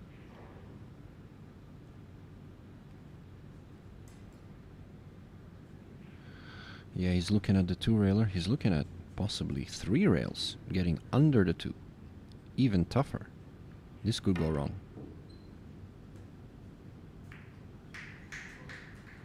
Great hit, but it's still a sellout. Unfortunately, he was playing to stick the cue ball behind the 8.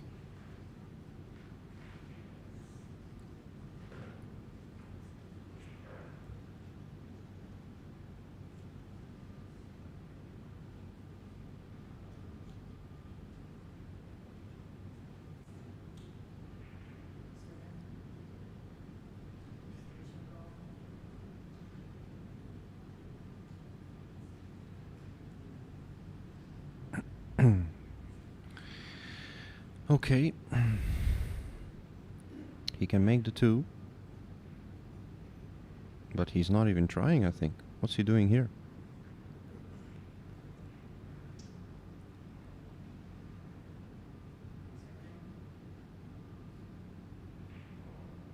He's playing it now.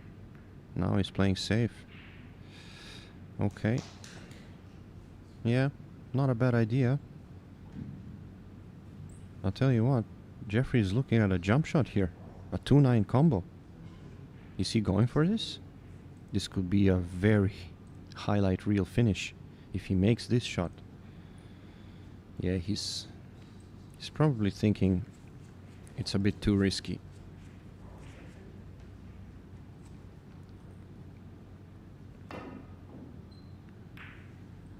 Yeah, Jeffrey Ignacio's kicking ability is very impressive. Almost every top player would have probably tried to jump and go for the combination there. The likes of Fedor Gorst would have certainly gone for the jump, I think. And a couple of shots, Jeffrey's chosen 2 to 3 rail escapes as opposed to taking the jump. And each time he has delivered. He definitely is one of the best kickers of the ball. Ooh, what do we have here? A good pot, but this is still tricky. The 4-ball now is in a very difficult position. A combination is no longer available.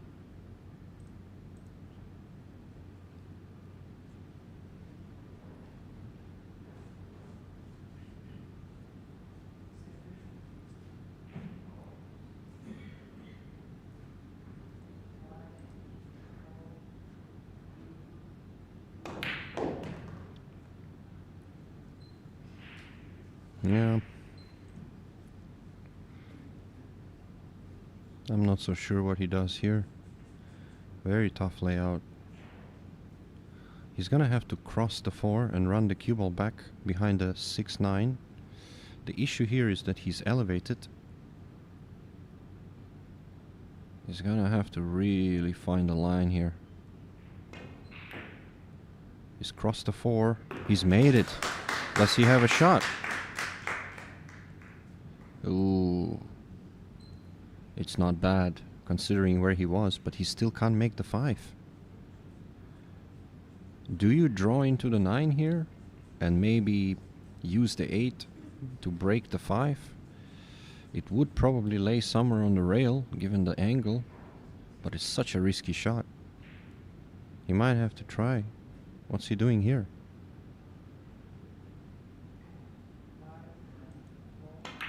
He's going for it. Yeah, it's not a bad result. Good shot. Good shot. The 5 did end up awkward, as expected.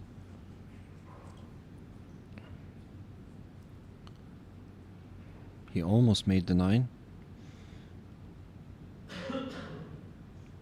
And Jeffrey's looking at like, this is a tricky shot.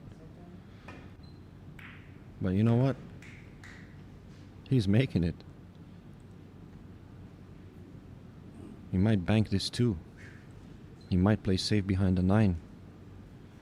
Yeah, I think safety behind the 9 is the way to go here. Needs to be careful. This could double kiss. Yeah, I think he's alright though. Simple little safety here. Nicely done. And Liu is now with his back against the wall. He needs to produce a miracle escape and get safe for him to have any chance in this match. This looks really difficult. A 1 rail escape here. This could be his last shot. This could be his last shot. Yeah. And just like that, a great safety exchange. Very smart play from Jeffrey. Has bought him a chance to advance to the final. The end is near indeed.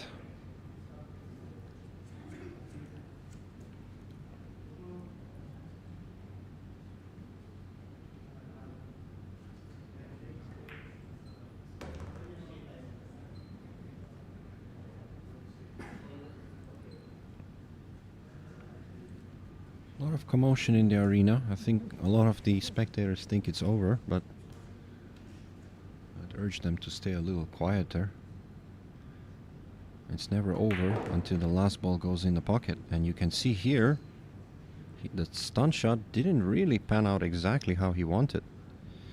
It's still okay though.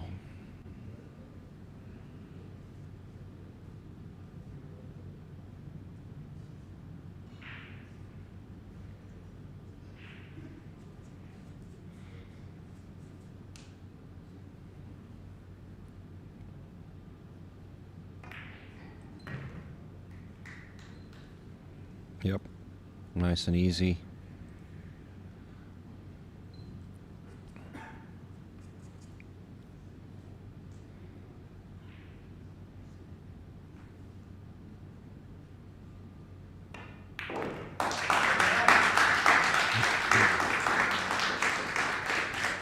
Jeffrey Ignacio advances to the final. What a performance from him.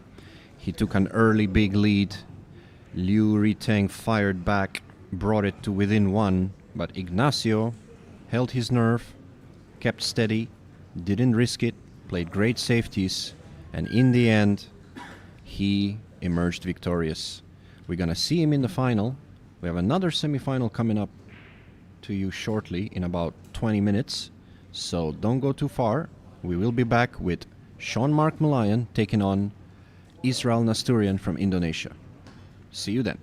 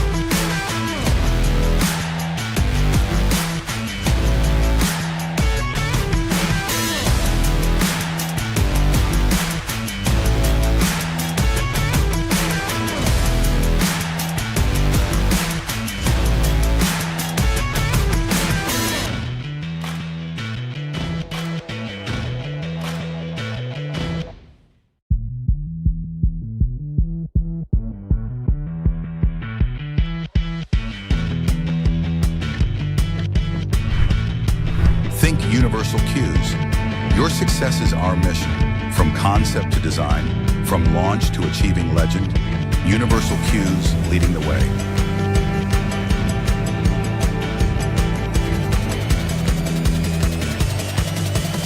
Don't play that way.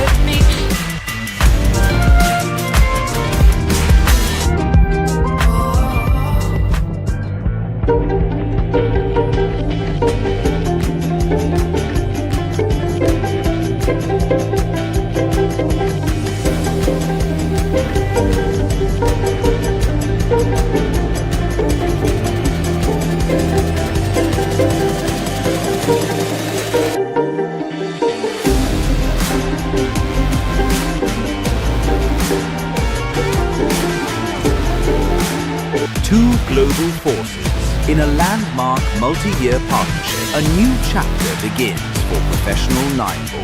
The CPBA Royal Apex Series cloth becomes the official cloth of the World 9-ball Tour. From the US Open to the World Pool Championship to the Mosconi Cup to the Rares Cup, the world's finest now compete on one surface. The stage is set. The future is here.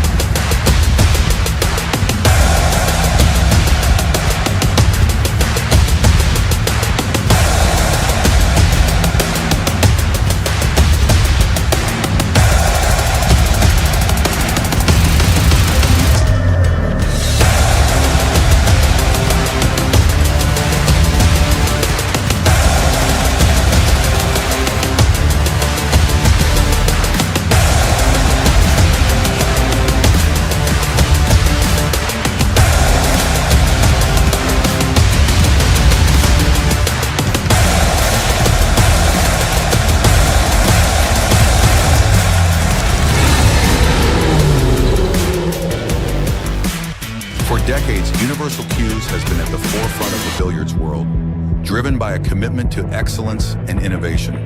From partnering with world-class players to pushing the boundaries of cue design, we are dedicated to supporting every level of the game. Universal Cues is more than a brand. It's a community built on a passion for pool and a dedication to empowering players worldwide. When you think of quality, trust, and innovation, think Universal Cues. Your success is our mission. From concept to design, from launch to achieving legend, Universal Cues leading the way.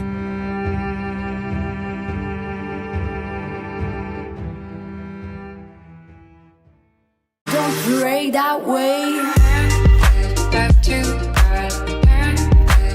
too, mean you can. That too, pardon me, that too, that too, mean you can. That too,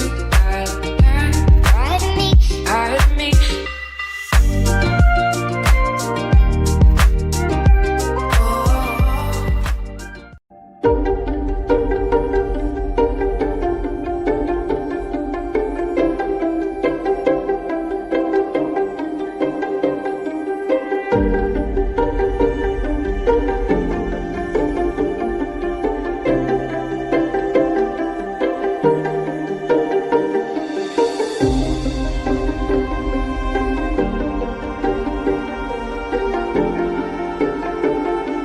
Two global forces. In a landmark multi-year partnership, a new chapter begins for professional 9-ball. The CPBA Royal Apex Series cloth becomes the official cloth of the World 9-ball Tour. From the US Open to the World Pool Championship to the Mosconi Cup to the Reyes Cup, the world's finest now compete on one surface. The stage is set. The future is here.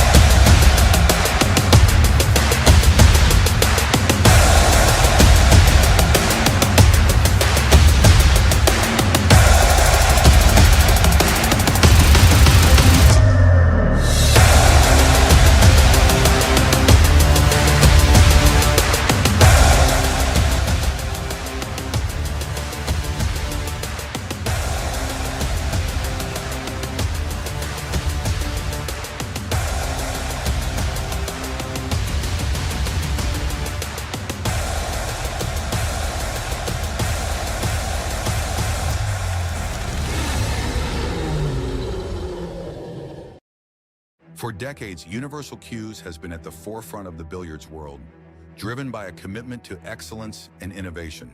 From partnering with world-class players to pushing the boundaries of cue design, we are dedicated to supporting every level of the game. Universal Cues is more than a brand. It's a community built on a passion for pool and a dedication to empowering players worldwide. When you think of quality, trust, and innovation, think Universal Cues.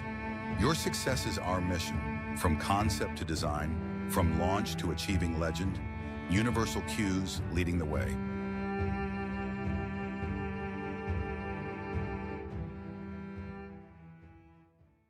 Don't pray that way.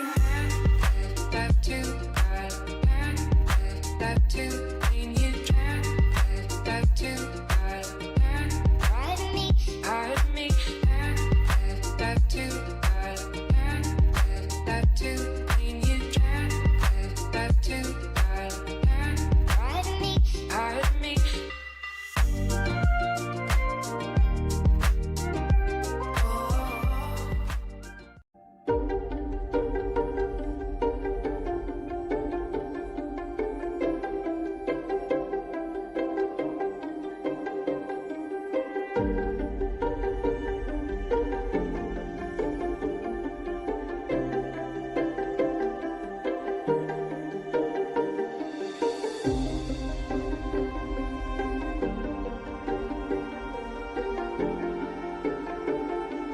Two global forces. In a landmark multi-year partnership, a new chapter begins for professional nine-ball.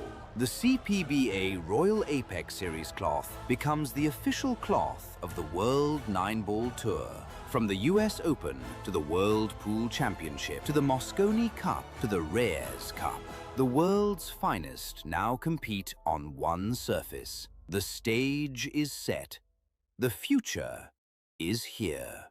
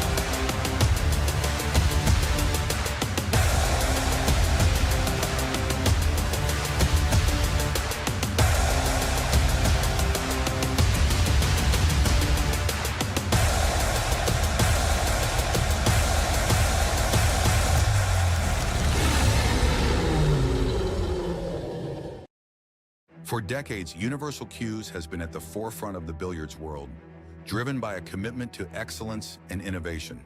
From partnering with world-class players to pushing the boundaries of cue design, we are dedicated to supporting every level of the game. Universal Cues is more than a brand. It's a community built on a passion for pool and a dedication to empowering players worldwide. When you think of quality, trust, and innovation, think Universal Cues. Your success is our mission. From concept to design, from launch to achieving legend, Universal Cues leading the way.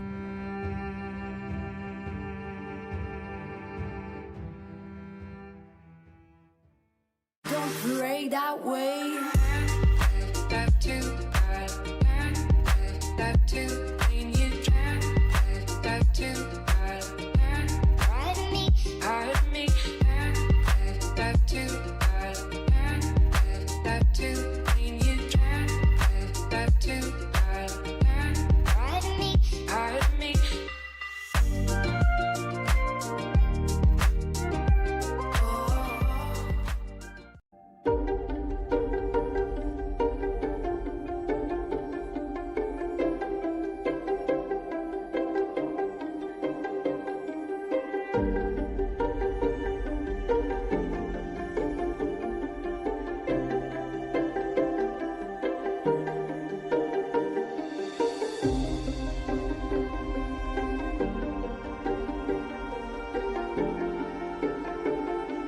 Two global forces in a landmark.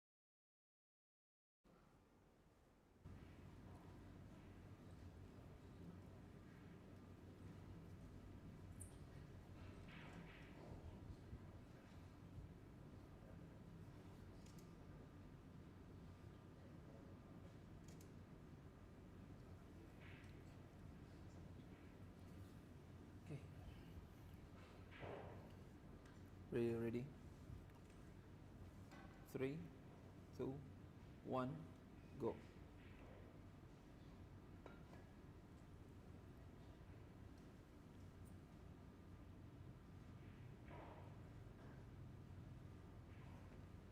Philippines. Alrighty, pool fans, we are back for the second semi-final. This is the TAOM Arena Open. We are in Kuala Lumpur, Malaysia. My name is Timofey, and I'm pretty excited about this match. We've got another top Filipino player, Sean Mark Malayan, a feared money game player who resides in Indonesia, incidentally, and he's facing one of the most prolific Indonesian players, Irsal. He's been around for many years. I think I've known him since mid-2000s when he came down for tournaments here in Malaysia. A very solid player. But I'm curious to see whether the intimidation factor of facing the best money player in your country will affect his performance.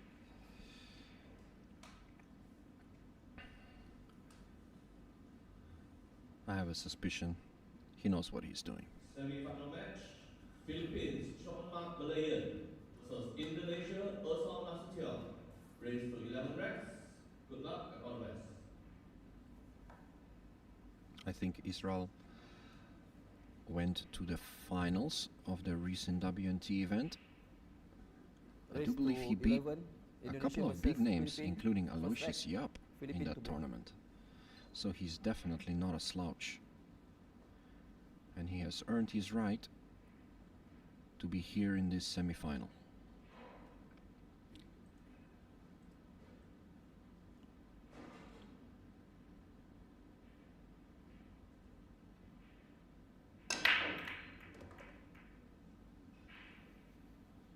A decent break from Sean Mark.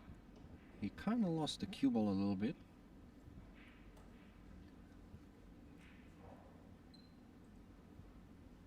He does have a shot on the 2, a very difficult opening shot, but every chance to run out if he makes it.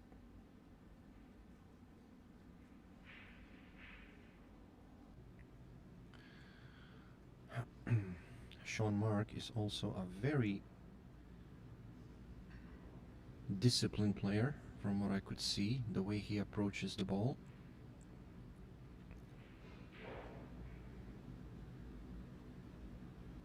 Tough shot to start here.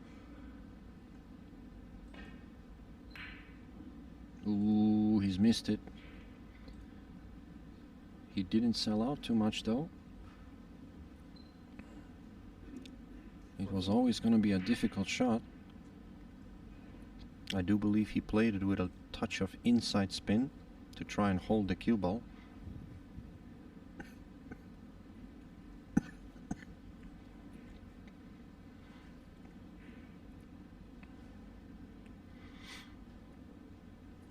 What do you do here?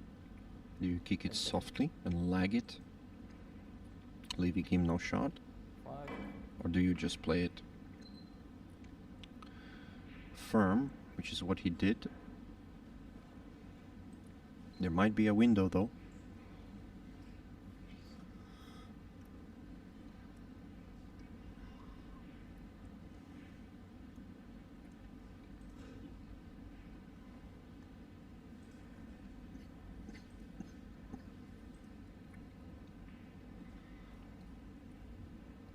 Second.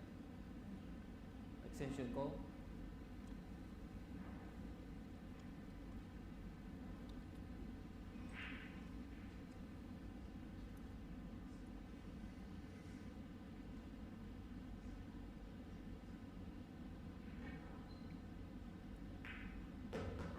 Good shot. He's gonna be on the rail, however.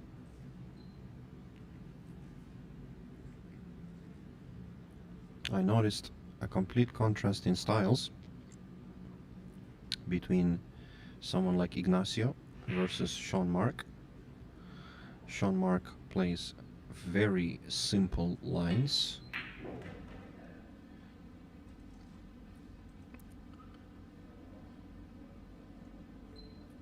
He doesn't try to be too flashy with the cue ball. More often than not, he leaves himself long shots. I think not just because of the style of play that he employs, but also because he's not a very tall chap, and believe it or not, when you're not that tall, you end up playing different lines. You want to leave yourself a little closer to the table.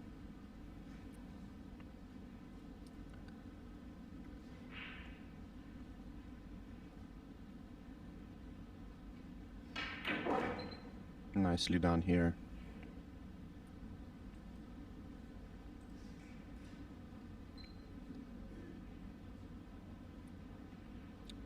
A tricky little shot here. I think he's dead straight. If that's the case, he's gonna have to draw this cue ball, and that side pocket can play very tricky.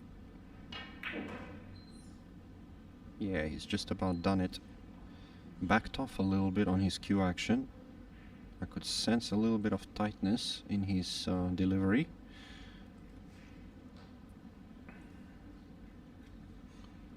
So still getting the feels for the table. 10 seconds.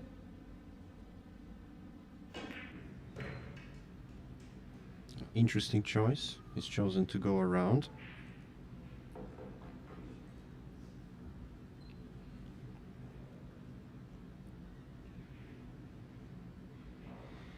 I would have certainly played it soft.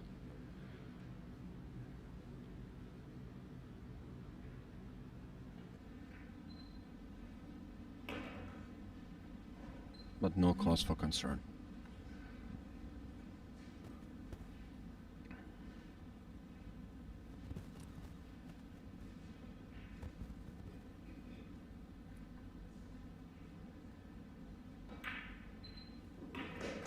Sean Mark takes the first rack. Rack 1, Philippine. The arena is filling up. We have a lot of Filipino fans here in KL. It's quite a big community of Filipino players. So shout out to them. They're here supporting their heroes. And they have been in for a treat this tournament. A lot of big name Filipinos here. And it's been quite a festival.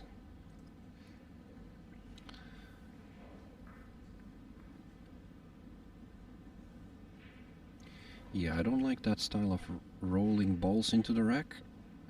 I think that causes trouble if you roll them into the rack like that, like the referee is doing. You could fold the magic rack a little bit, causing it to pull balls apart or create small gaps. I prefer slotting balls from above into the magic rack. Philippine to break. Let's see if that has any bearing on this break.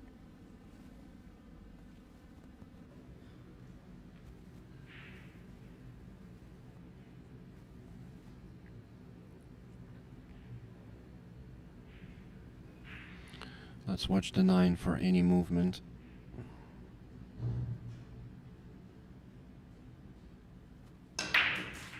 Yeah, the 9's moving. And as you can see, we might be in for a tricky match here if the referee keeps doing what he's doing.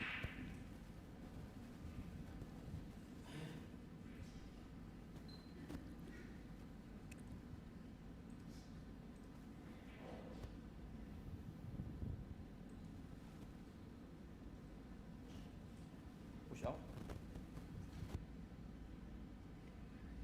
I'm curious to see where he pushes. Is he gonna push into a jump? I think it's not a bad idea. He's a little bit taller than Sean Mark. You could push into a jump that you know he can't reach. Although this one is not gonna be one of those.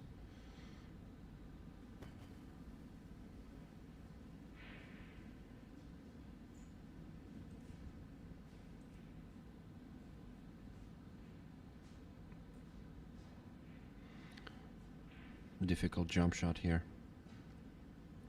A very high chance of a sellout should he miss. So he decided to give it back. He could also play a one-rail kick and try to move the cue ball somewhere towards the 2 and 3. If he hits it Extension call. on top. But I do think he's going for the jump. It's early days. He's gonna try his luck a little bit. But I just don't like his odds.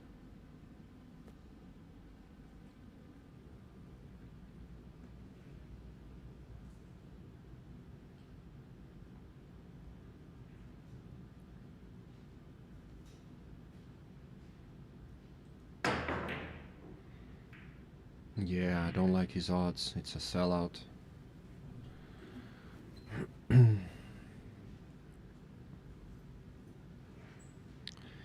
We are playing on CPBA cloth.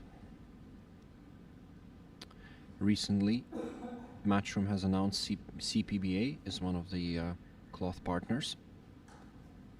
I must say, it's very nice cloth. It's kind of in between Simonis and ND Premier, with ND Premier being very fine and very smooth, while Simonis a little bit more fuzzy, if that's the right word to describe it. And this one falls right in the middle. It's a little thicker than Andy. So highly recommend this cloth actually. I like the way it plays. And I think it will last longer than an Andy. If you are thinking to recloth your table, you can check it out.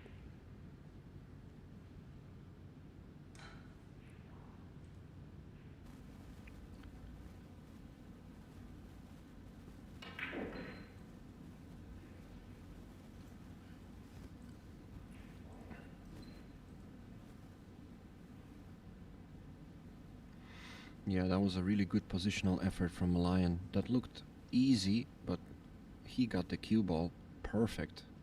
All he needs is a stop shot, really. And he's got a roadmap.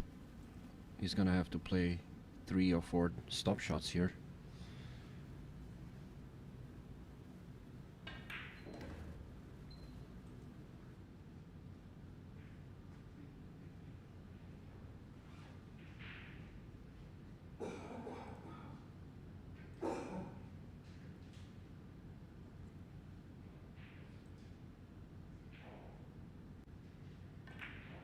That was a very long bridge. Literally, his bridge hand was at the joint.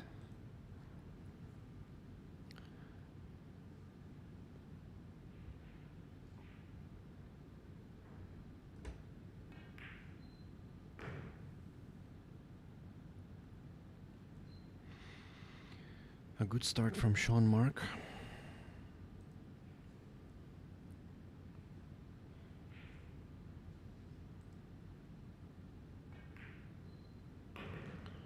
Yeah, the Filipino fans are hoping for an all-Filipino final. And I'll tell you what, it's a tough bet against it. Every chance of that happening.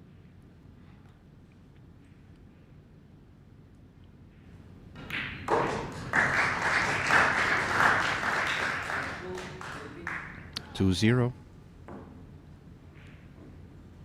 Still early days. But Irsal needs to get going here.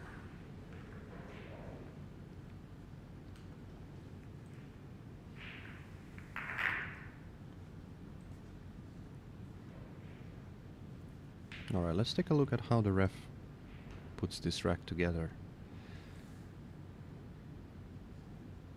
Maybe we can we get a better angle? Here we go. Alright, so he's putting the one ball on. Okay. Yeah, see, I wouldn't advise doing that either. He's slotting the balls. Yeah, he's rolling them in. I would advise to put the one first, then secure the template by putting the bottom ball, even if it's just temporarily, just so that the rack cannot rotate or move while you are rolling balls on it. And Yeah, I'm not gonna expect a perfect rack here, somehow. Break 3. If we see Flip into movement on the 9 ball upon first contact, then you know the rack is not perfect.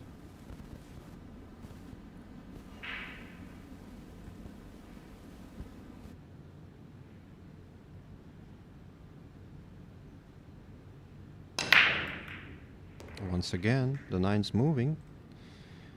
It didn't affect him there, he still made the 1 ball. But I think we are in for a bit of a lottery with the rack.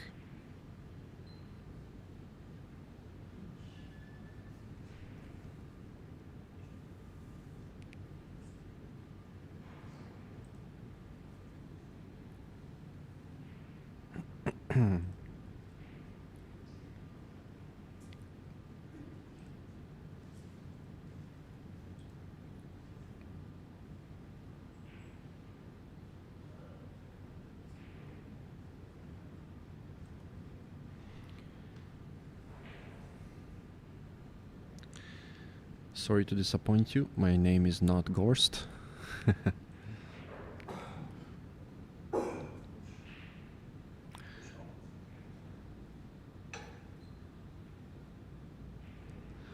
We do come from regions not too far away. I am from Ukraine. Obviously Gorst is originally from Russia. But I think both of us have one thing in common. Living abroad for a long time. Maybe that's why the accents are similar.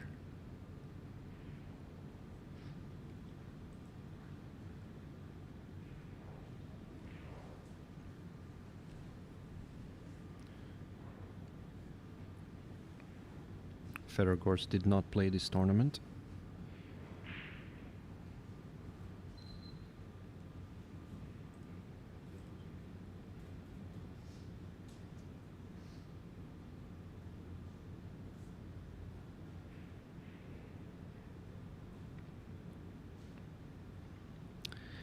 We did have a lot of big names though here. We had Carlo Biado as the top seed. Johan Chua was here. Dennis Orcolio, Jeff De Luna. I can say the Filipinos certainly came out in force with their A team. But it is in fact Sean Mark Malayan who has made it this far.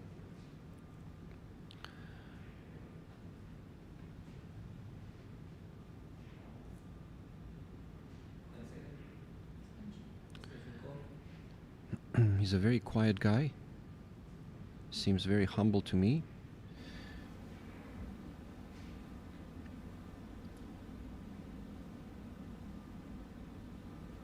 And certainly his demeanor is helping him at the table.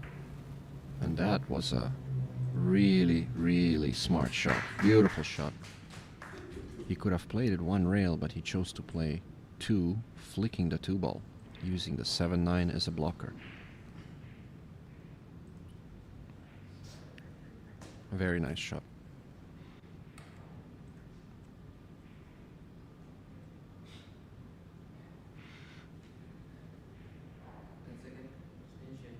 Yeah, Earsal's looking to kick up table. He could kick down table, but I think the odds of leaving it safe are much lower. Although the 7 is there, if he could hit it pretty firm. But either way, he's gonna rely on a bit of luck here.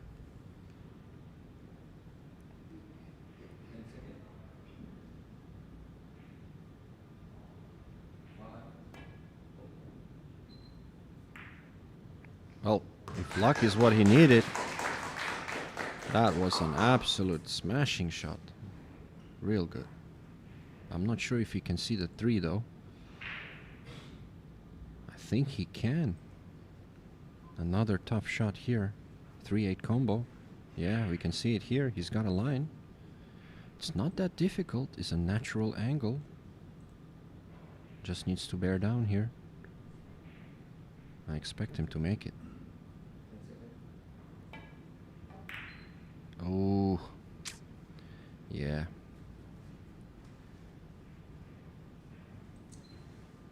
He didn't cut the ball enough.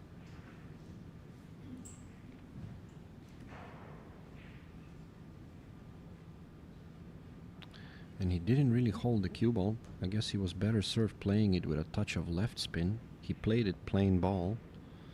And even if he made it, it would have been tricky. Nice little drag shot by Mark.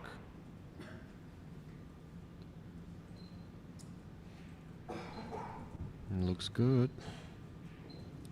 He's gonna have to thread the needle here. The natural path of the cue ball is going between the 7 and 9, somewhere towards the 6. So he should try to avoid them all right through the gap.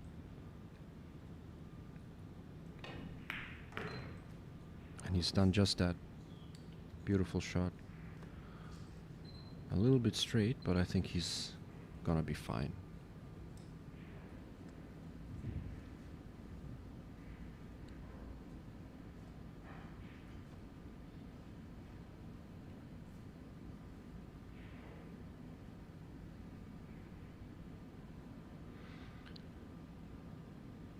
He's drawing this out with a lot of spin.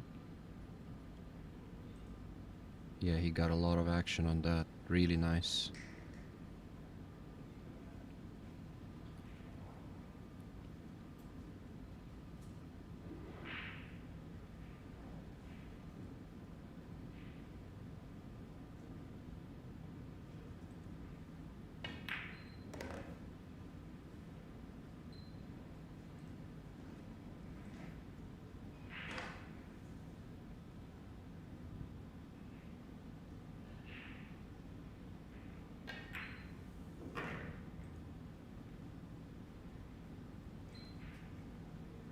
A little flat on this 8 ball.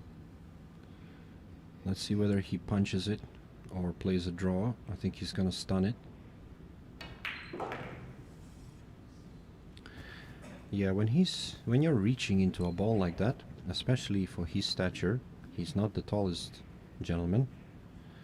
He's gonna prefer the stun shot over a draw.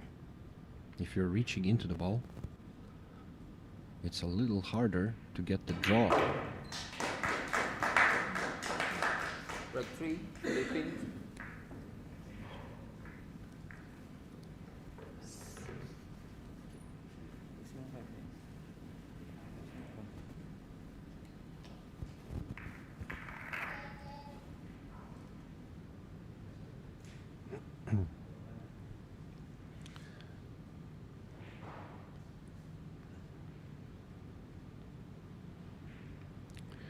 We're playing on the Rasson table. This is the Rasson Victory.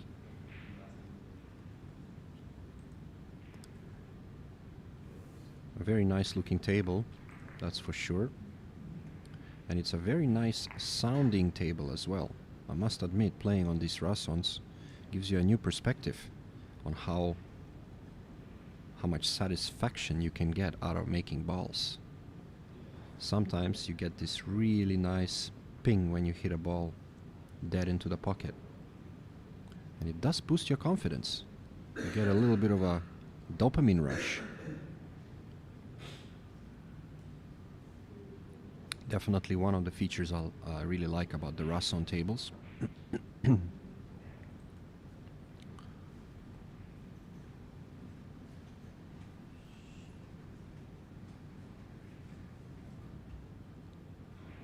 If you were to compare it to a diamond, for example, plays a lot quieter.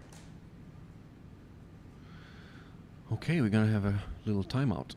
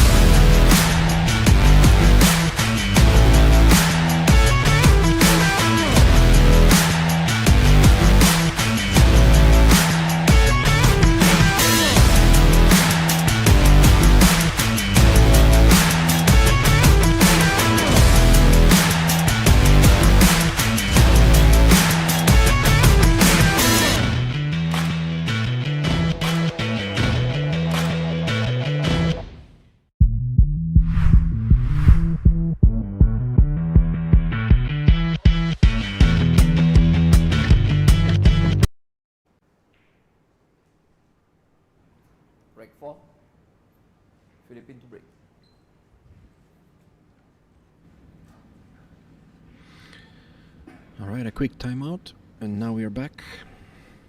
Rack number 4. A healthy 3-0 lead for Mark Malayan.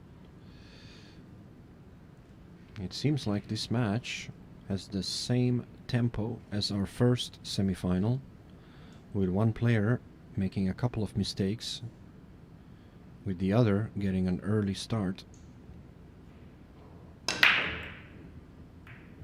However, the break factor, I feel, is gonna be a little bit bigger in this match. The 9 has moved again, so we're gonna see a lot of dry breaks, I think.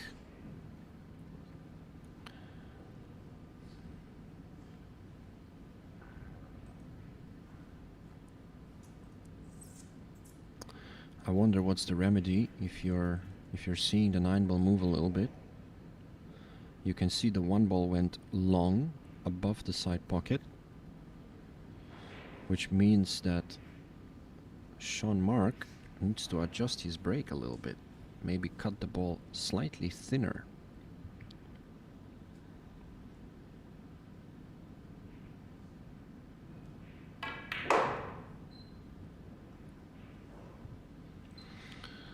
Okay. A good chance to look at Irsal.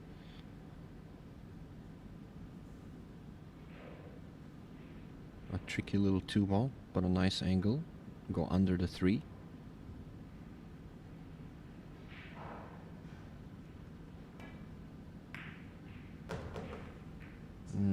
He bumped the 3, okay. Yeah, that's gonna cost him. This is tricky now. He's got the combo, but it is missable. It doesn't lay too bad if you play it kind of rolling ball. You've got a pretty big margin. You could make it even rail first. Extension call.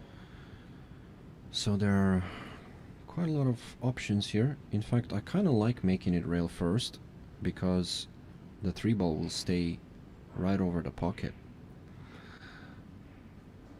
Let's see what he does.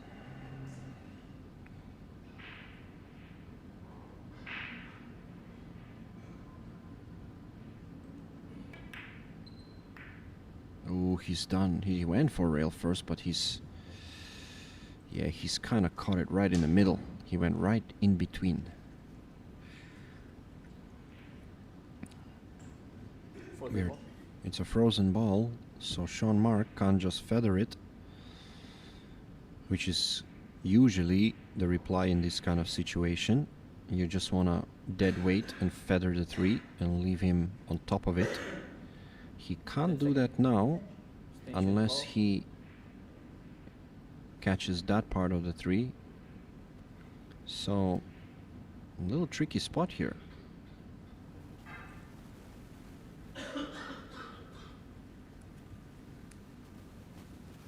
The ref is gonna be watching him closely. Let's see if the cue ball. Yeah, he knew that was gonna be always tough, and that was, ladies and gentlemen, pretty much a hit and hope shot. He got pretty lucky, if you ask me. This is not easy.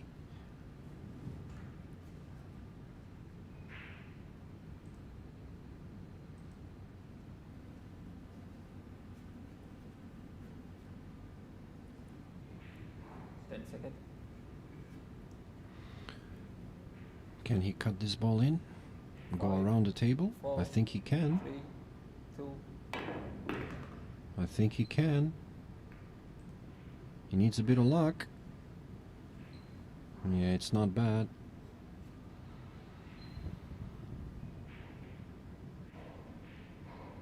He's got a chance to make this into the corner. He could play safe as well. Couple of options here.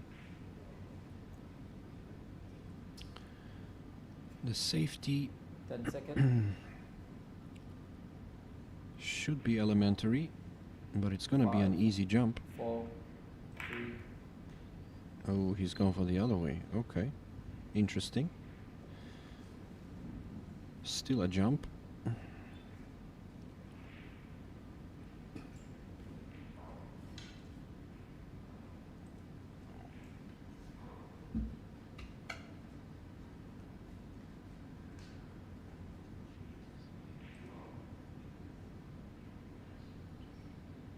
10 seconds. What a shot.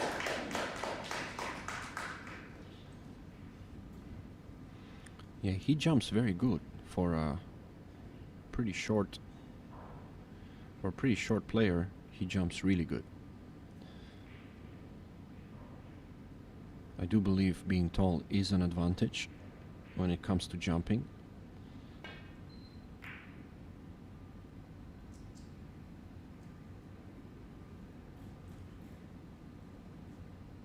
That's why you see the likes of Fedor Gorst and someone like Dong, one of the top Vietnamese players.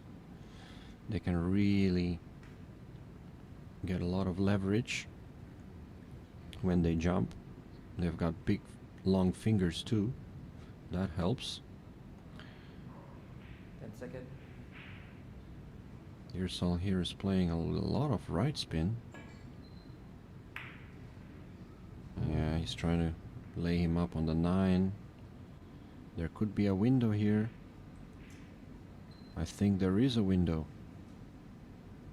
He could go rail first.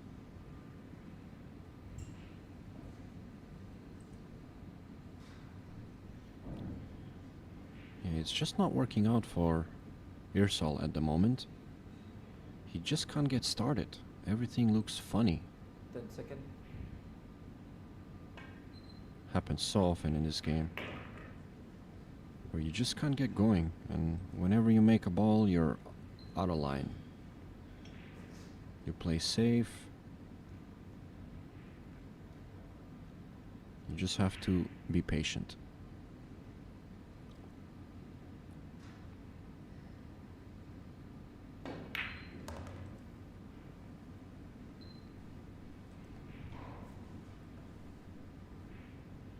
He's stretching hard here. Not a problem.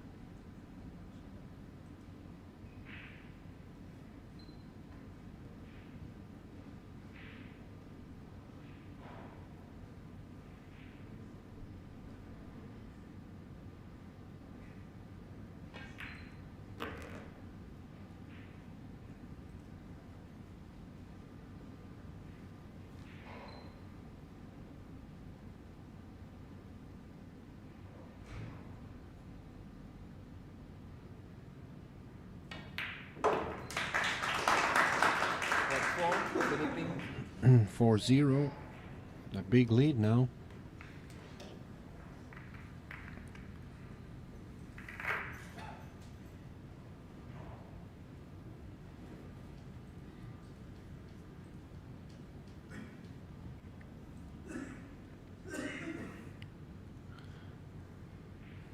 We had a lot of strong Indonesian players in this tournament. The likes of Andri Januarta, Poncho, a few other big names. They've gone quite deep in this tournament, with a few of them all the way through to quarters.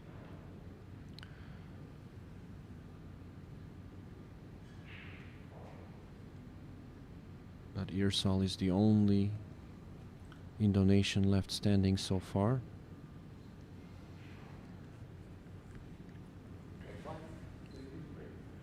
And at the moment, he looks under threat of being eliminated in the semis.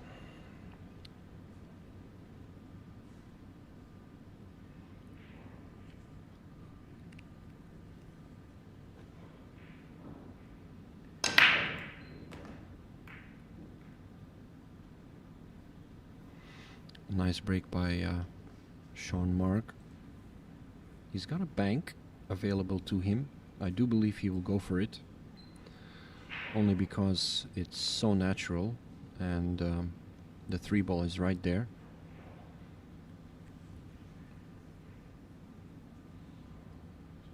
Now this is the kind of bank that you really want to take into consideration, the cue ball, because that will determine what kind of spin you're going to use to make the bank. But I do think in this case just a simple Stop ball should get the job done.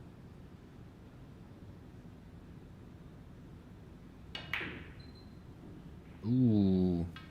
Well, he thought so too, but he made it short. He hit the point of the pocket.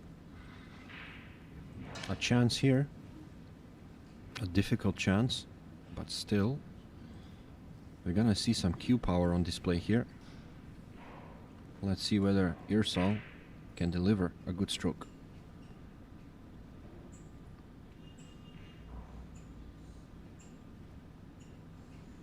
Second.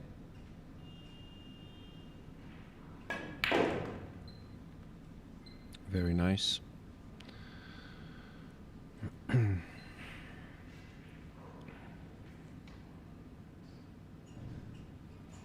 It's all open now.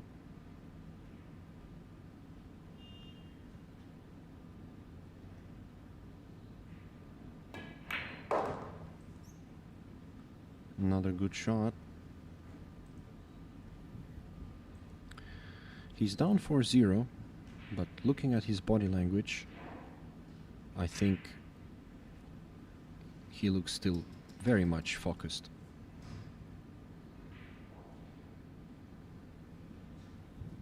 But he badly needs this rack. 10 seconds.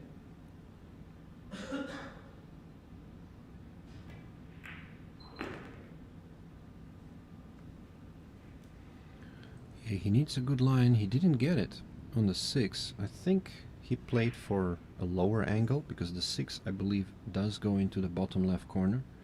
But as it stands now, he's gonna have to draw this and get somehow under the 6. This is tricky.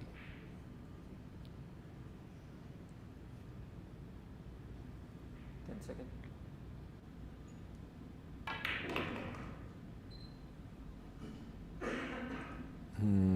He hasn't gone far enough. Yeah, funny things are happening.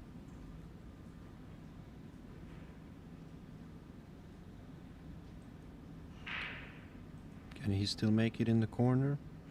I'm not so sure. Maybe there is no lane. He can cut it in the side. 10 seconds. A tricky shot, Call. but he can get position.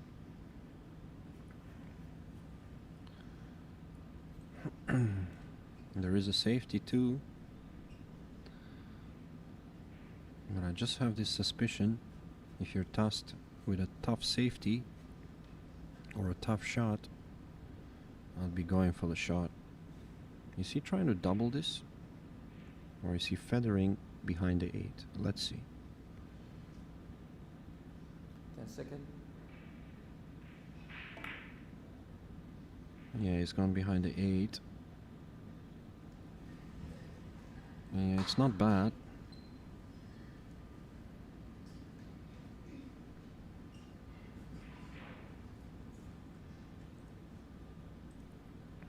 But you just don't want to bring Mark Malayan in with these safety battles.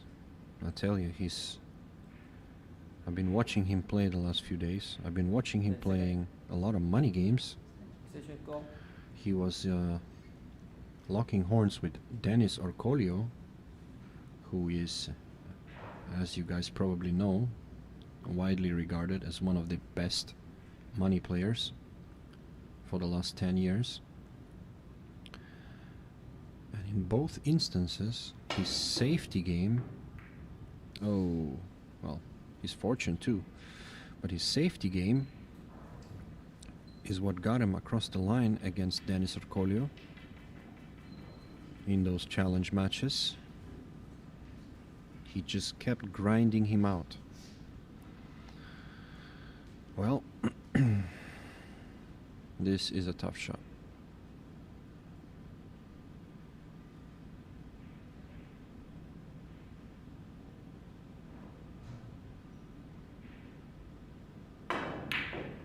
Yeah, very tough shot.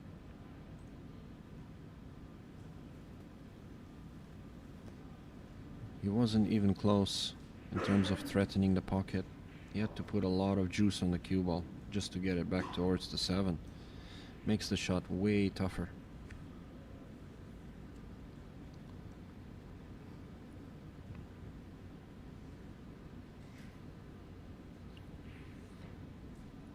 Second. I think he's gonna double the 6 up and down. Yeah, that's what he tried at least. But he's failed. Now that is a big mistake. A first for Mark Malayan in this match. Surely now, Irsal has to take advantage. Tricky little drag shot coming up.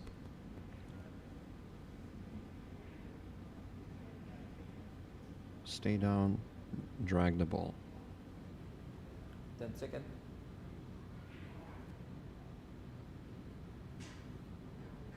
Five. Oh boy. No, he didn't drag it. I'm so surprised he played it with a plain rolling ball. I don't know. I mean, hard to question his decision making, but to me that looked like a drag shot. It just gives you a bit more margin.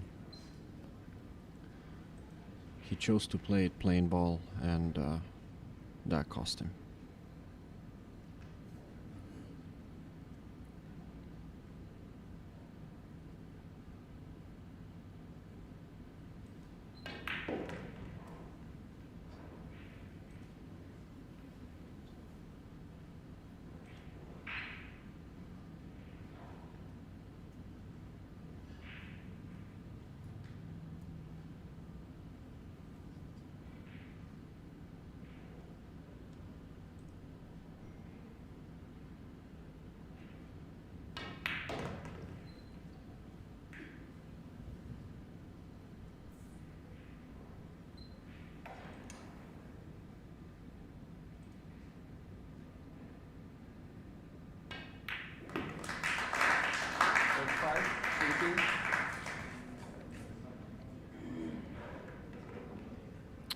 Almost halfway there, Sean Mark.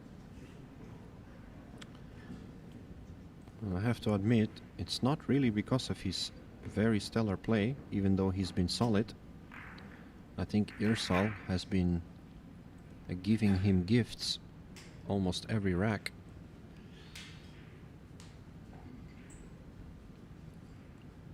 He's gonna need a big turnaround to try and make an impact in this second semi-final.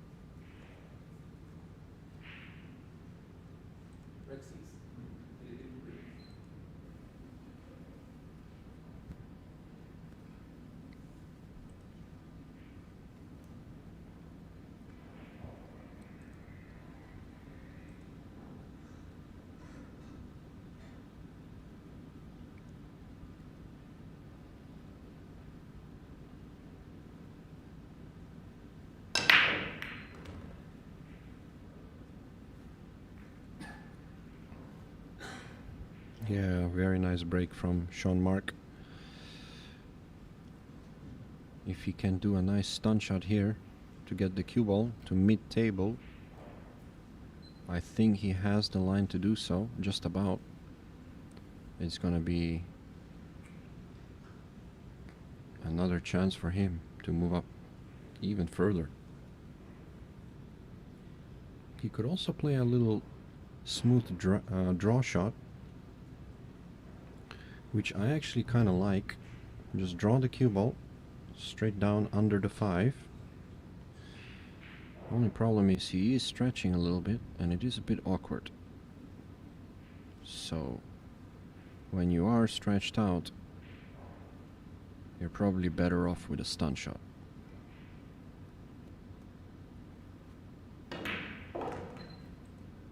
I guess he thought the same thing.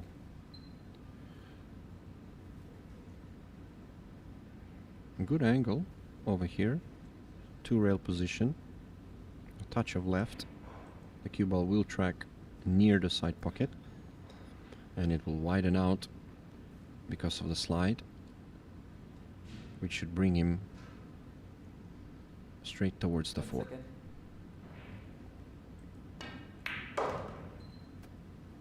The only thing is, don't overhit it. I'm very surprised he played it that firm. He could have played it a lot softer and landed on a nice line on the 4.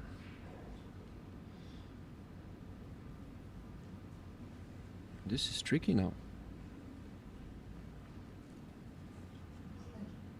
Extension call.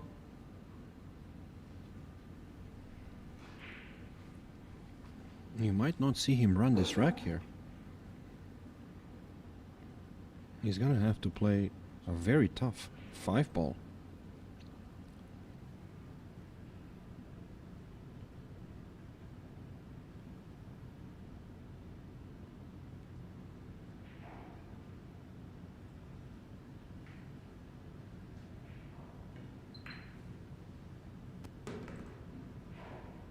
Yeah, this is the shot.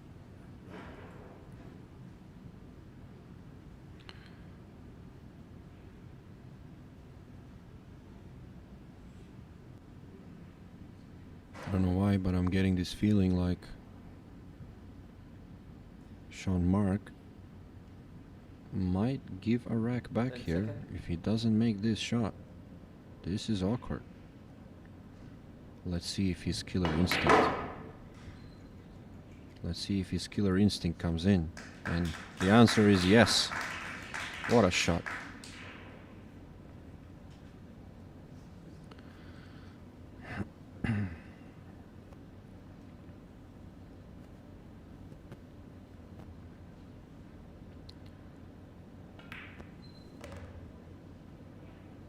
Yeah, he's such a good player, refocusing himself when he gets out of line. Doesn't get too flustered, takes the longer shot, gives it his best.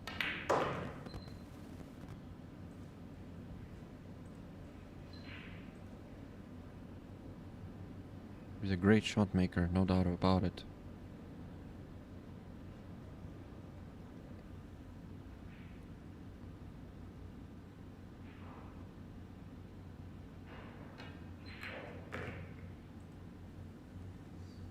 Uh-oh. He's lost the cue ball.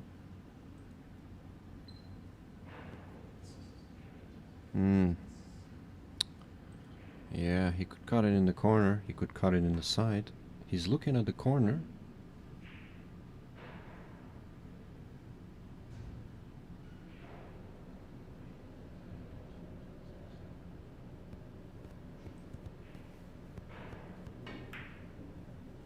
He's made it.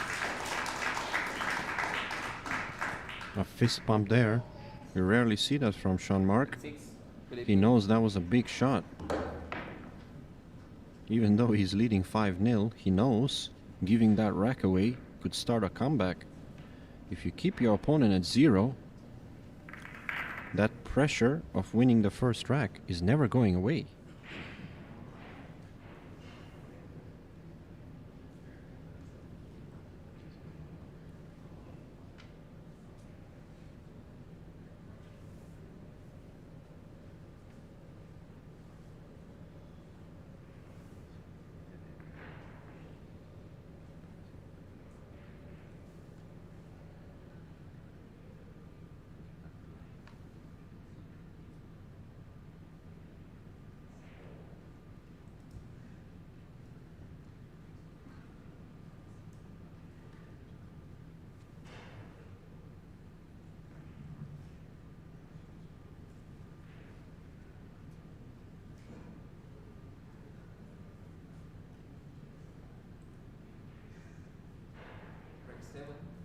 Philippine to read.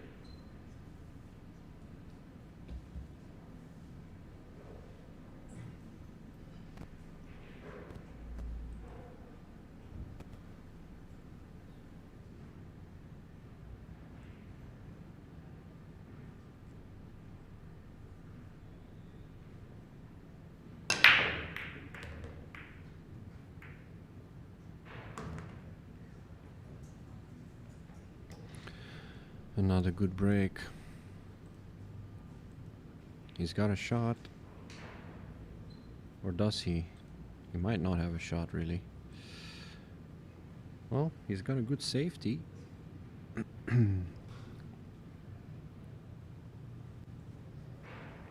Yeah, he's looking at using the 3 ball as a blocker. He could thin the 2 and run the white ball up table using the 8 and 9, but it is a little bit risky. If he uses the 3, he can lay a much more deadly snooker. Only concern here is knocking the 3 or double kissing the cue ball. So he might go for option B, running the cue ball up table.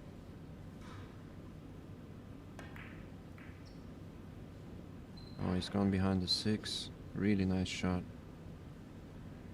Very nice. He's left a window, but it's far from easy. He's really keeping the screws on Irsal.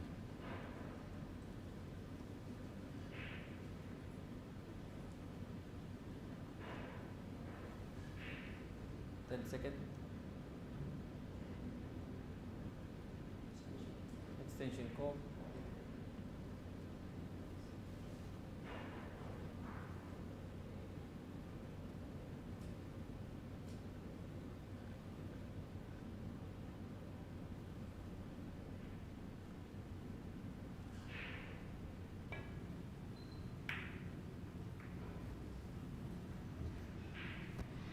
A good shot, given the circumstances. He should be happy with that.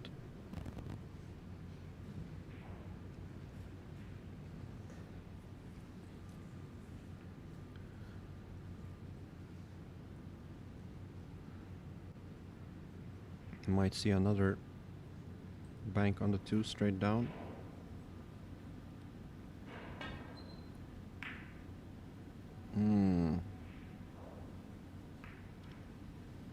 Okay, well, that didn't work out as he planned. Has he left a thin cut into the side pocket? I'm not so sure. It looks very thin from here.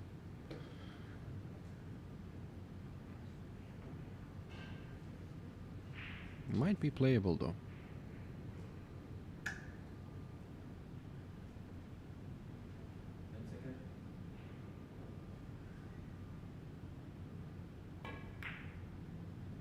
Yeah, it wasn't on.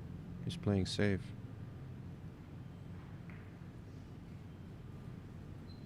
He's left a window.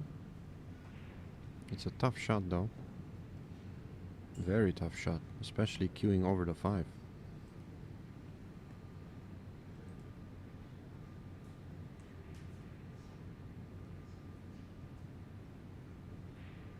I mean, if he makes this,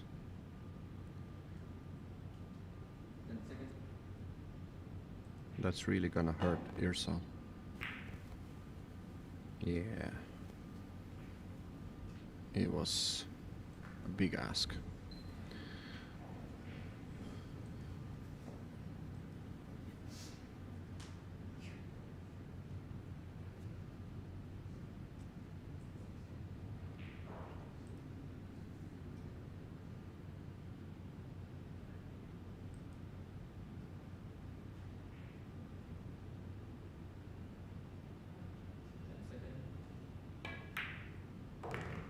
Good shot.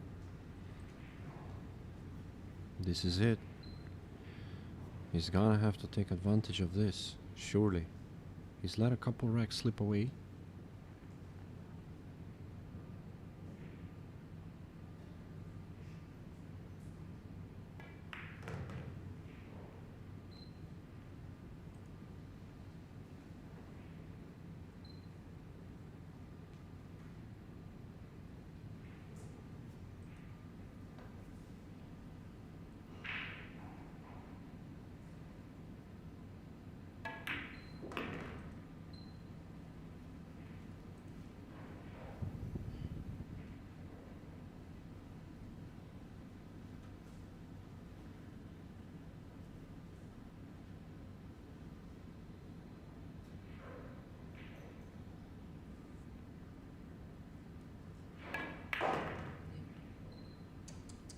Hold on a second.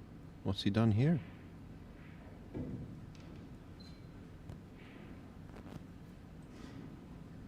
He had so much space to lay the cue ball anywhere, really. He ended up at the most awkward angle. He has to make this in the top left now corner.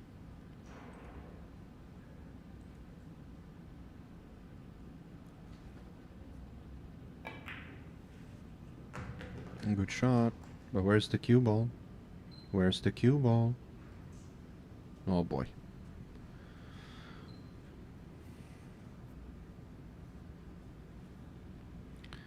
Yeah, this is one of those matches for Earsal where he just can't get going.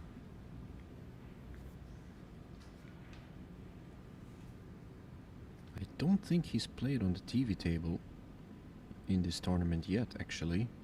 10 seconds. I might be wrong, but... oh boy. Well, it's getting from bad to worse. Foul. The wheels are falling off. This is becoming painful. Ball in hand. And Sean Mark is gonna say, thank you very much.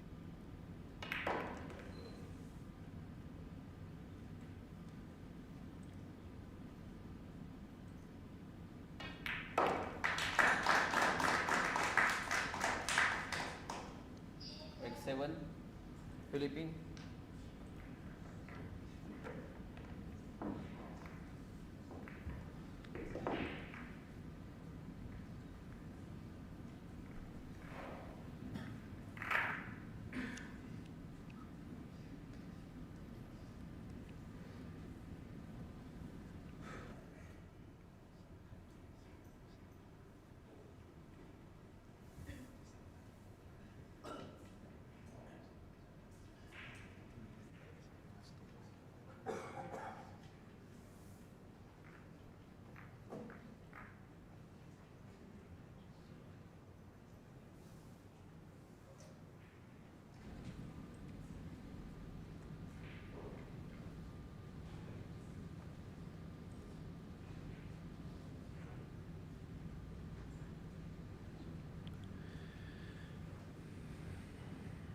Gotta feel it for Earsal, honestly. He's not been at his best this match. Far from it. We know he's a very capable player. He's gone this far, beating many top names on the way, but right now it's just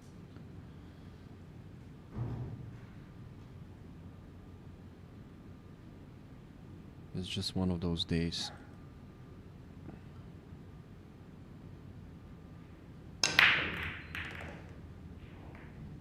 And look at that, all of a sudden the breaks are starting to happen for Sean Mark. Pool is a brutal game. It really is.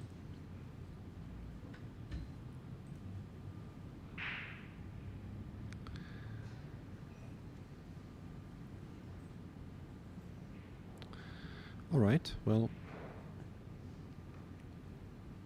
can Sean Mark maintain his composure though? A lot of the times you'll see when you're leading so far, you suddenly feel like, well, my opponent can't really play today or whatever, and you start taking things for granted. And all of a sudden, you start making silly errors. And I'm very surprised he did not try to make the 2 on that shot. He went for the carom. And as you can see, I think he doesn't have a shot.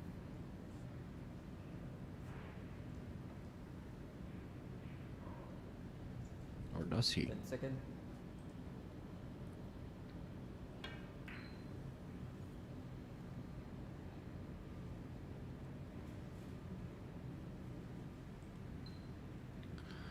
But Sean Mark is not going to let a positional error affect him.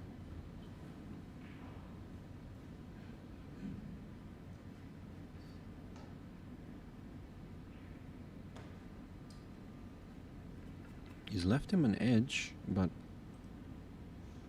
or maybe not. He's going for a two-rail escape, trying to stick the cue ball.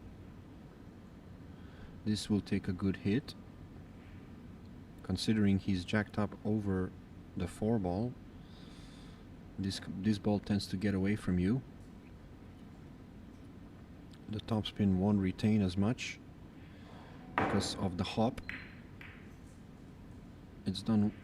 He's done pretty well.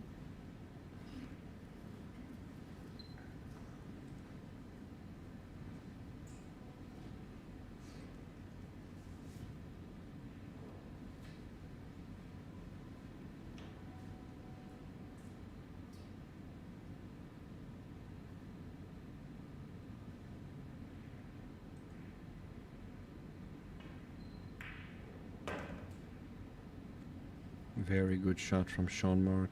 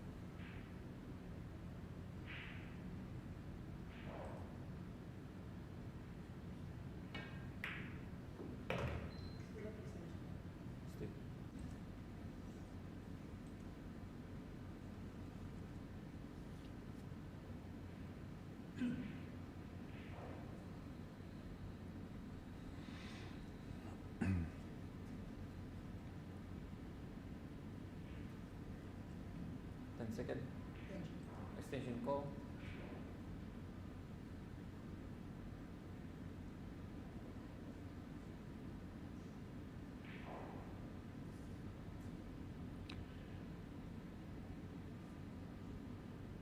Needs to be steady on this shot. He's not gonna play it with a lot of power. Needs to be steady.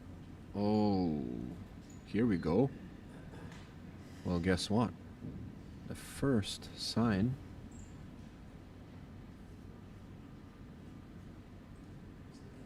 that he is human.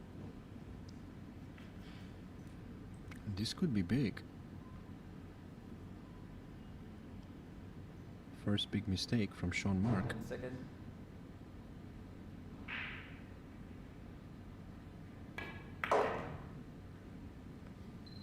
Played a nice shot there.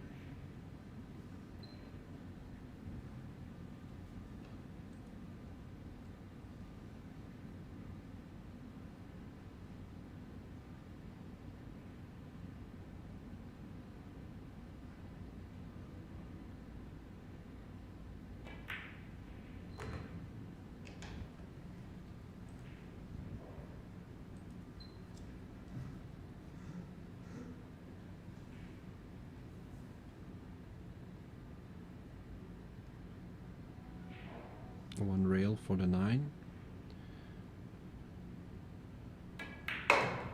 Straight down. Nicely played.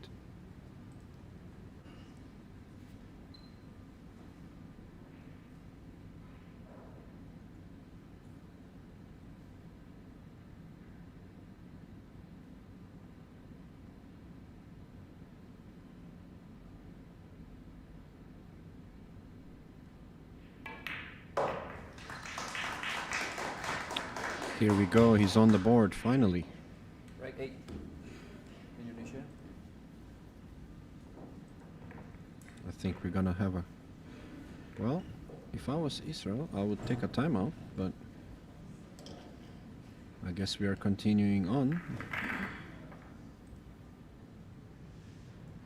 I'll be taking a big timeout. Let your opponent feel that mistake.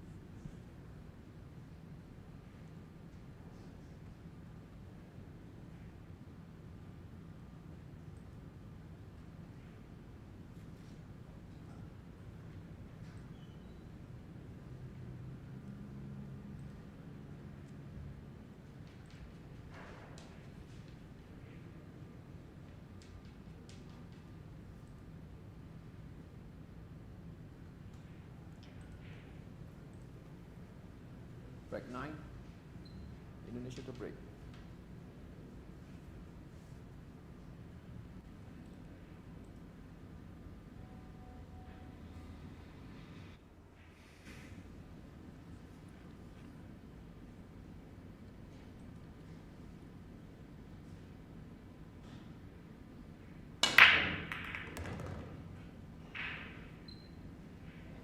And that was a very, very good break.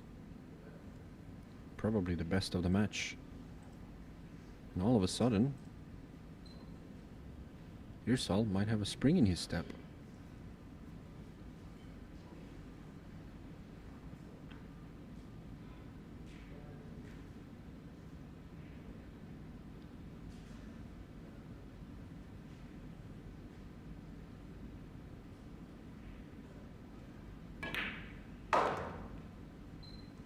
Good shot. A little bit straight on the 4, but he can pinch the pocket, kill the cue ball.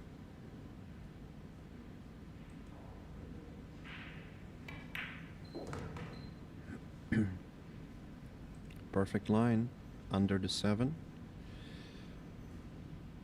Nothing much to do here apart from getting on the 7. So he needs to have a good angle on the 6. I'd try to lay it left side of the table, then go out of the corner, traveling 10 downwards. seconds. Extension call. If he lands too straight, he's gonna be forced to play for the side pocket.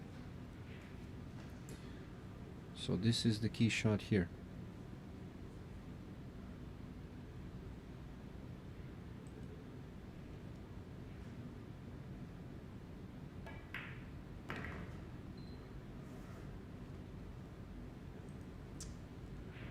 It's not bad.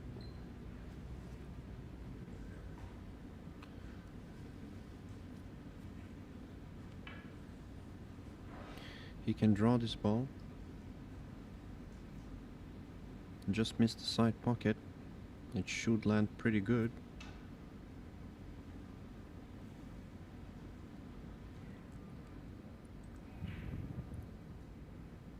Second.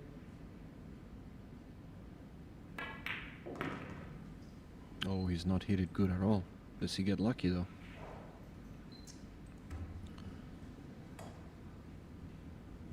Yeah, that was a bit of a blunder there. He didn't have to hit it that hard. He needed a smooth kind of draw. He's still struggling a little bit with his cue ball. Tricky little shot here. Needs to make it. 10 seconds.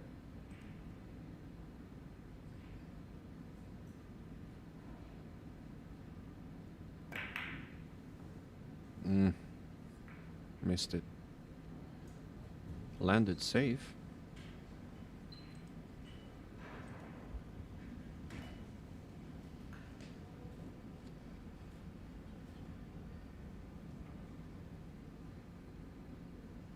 Yeah, he had to run out there, given the results on the break.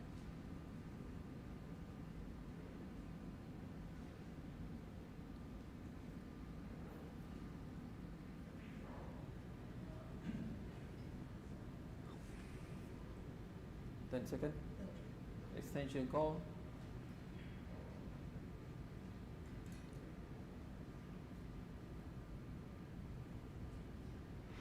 Safety behind the 8.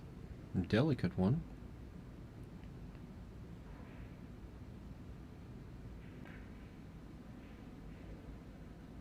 It looks good. He's gonna have to jump, I think. Or does he have a lane? I'm not so sure from this angle. He might be able to make it. Yeah, he's jumping.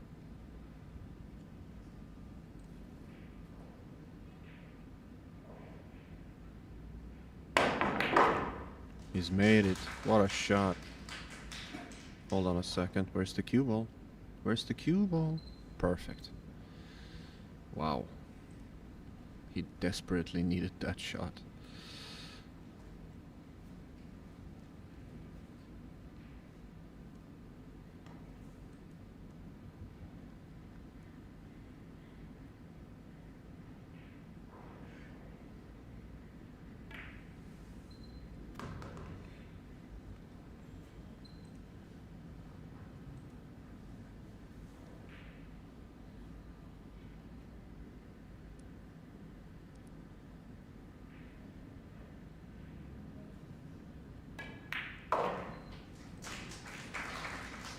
9. Indonesia.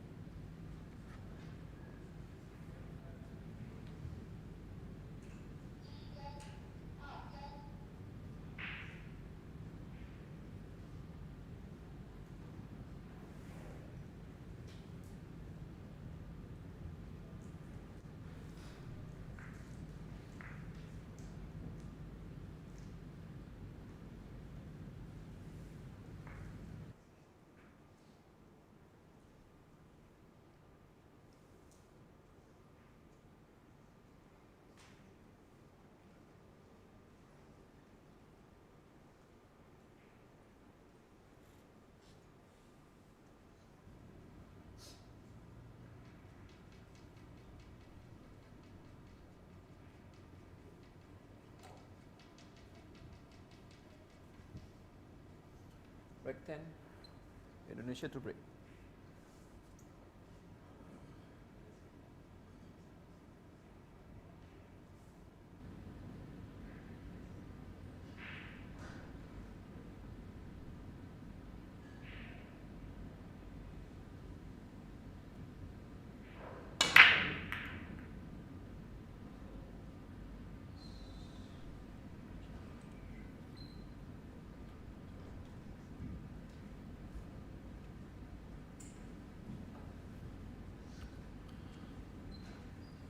That was as close to a golden break as you can get without making any walls, though. I'll be curious to see what Sean Mark does here.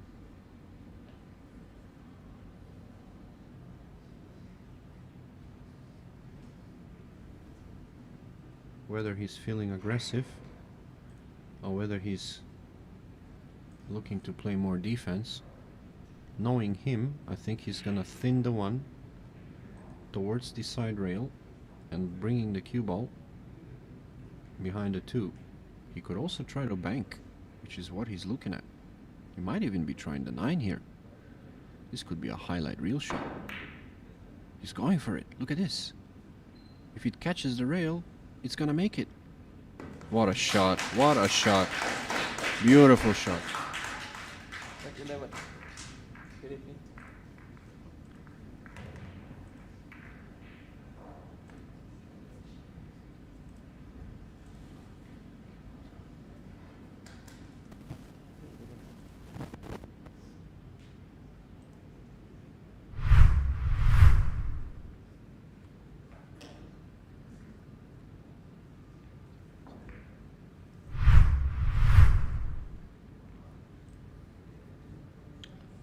That was certainly a highlight reel shot. See if we can get it out on replay. I'd like to see that. It had just enough spin. I think if it didn't catch a rail, it would have not been able to make it, but that extra tap on the rail accelerated the cue ball a little bit, as it still had a touch of spin on it. What a great shot that was.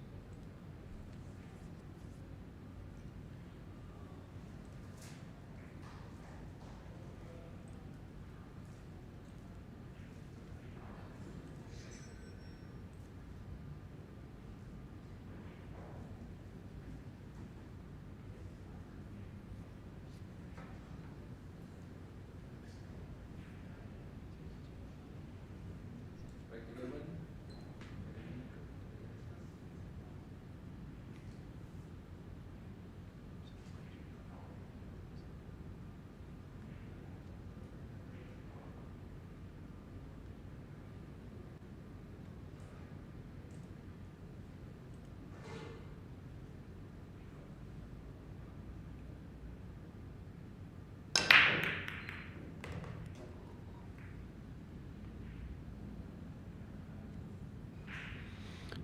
Yeah, not his best effort on the break there, Sean Mark. He cut the ball a little bit too thin, lost the cue ball. We're gonna see a push out most likely.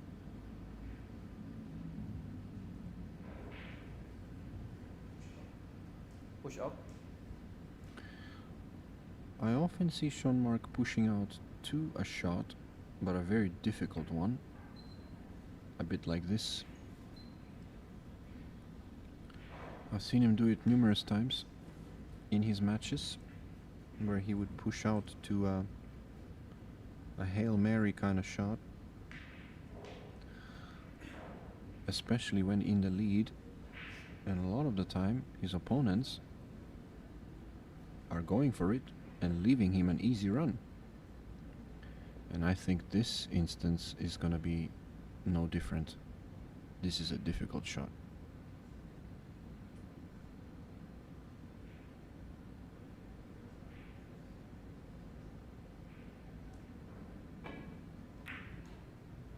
Unless you hit it like this. What a shot that was.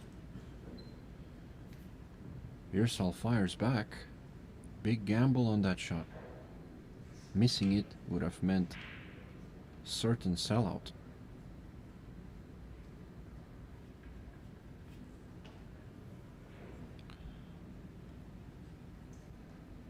The 4 is still tricky. 10 seconds. He's gonna need to slide the cue ball in between the 4 and 5. I do think he has the angle for a stun shot.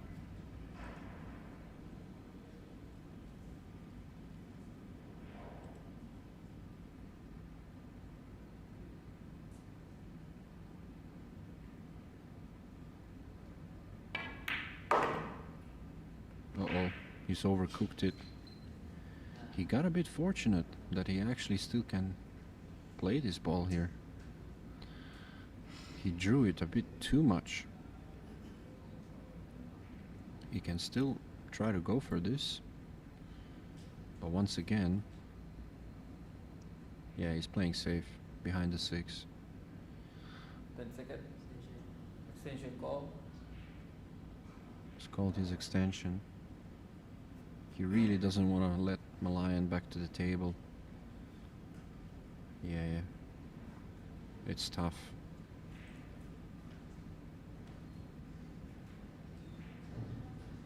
Safety behind the 6 it is.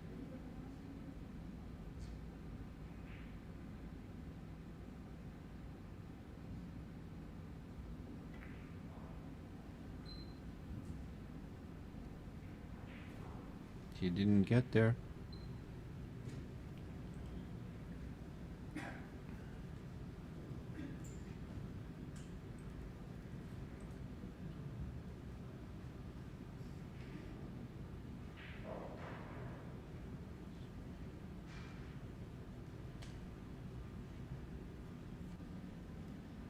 Second. Extension call.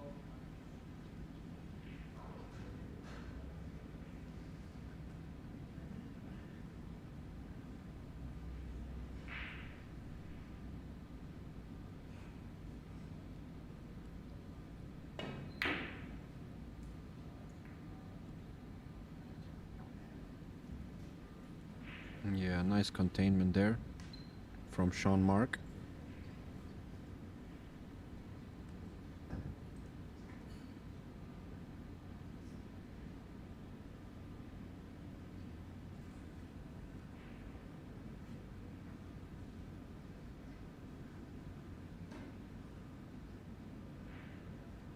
Second.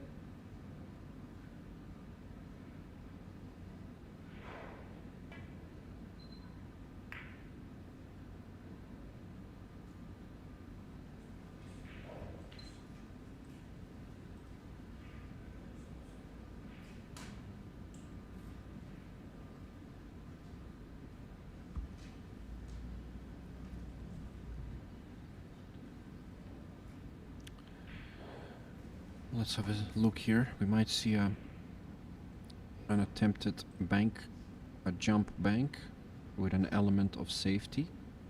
10 He seconds. might be trying to move the cue ball behind the 6. Well,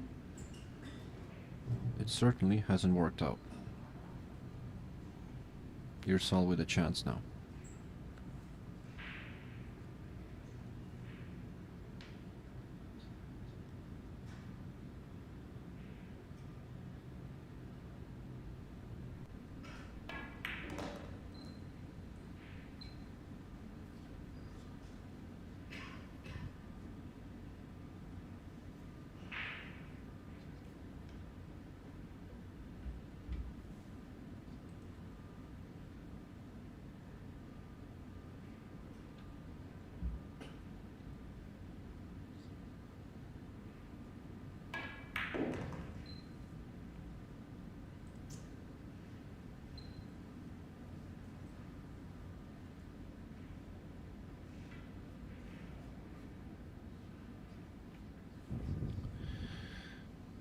A little awkward shot here. He doesn't have much angle. He's gonna have to pound this ball to try and get around for the 7.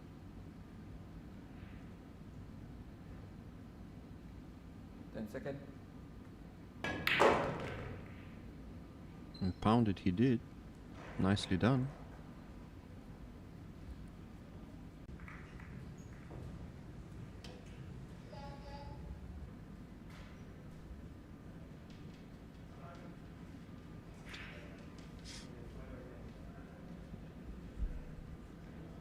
Is it lagging?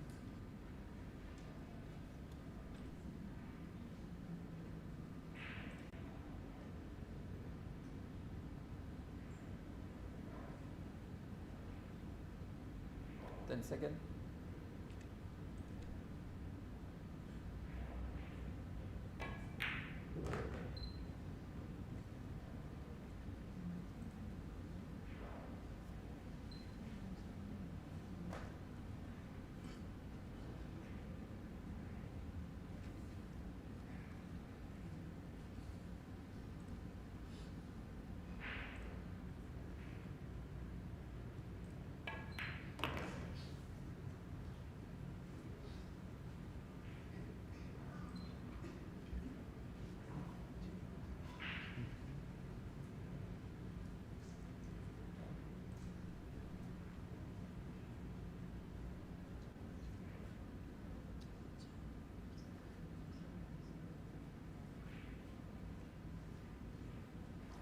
Is the line bad? 10 seconds. Ping is so bad.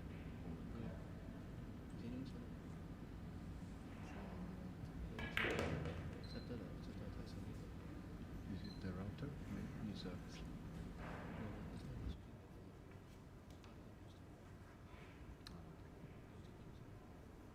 Still the same.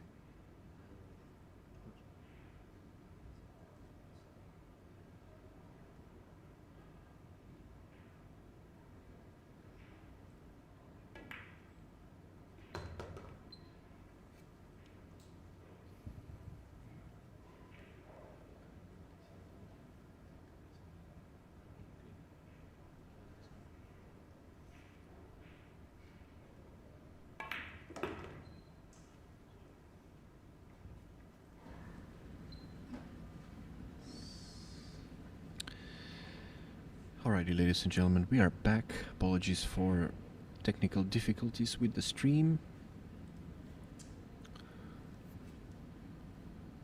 We switched to an auxiliary connection. Hopefully it is working well. 5, 4. In the meantime, what you missed is Irsal mounting a bit of a comeback. He's finally starting to play his game here. And certainly his break is working pretty good. A chance to close up another rack.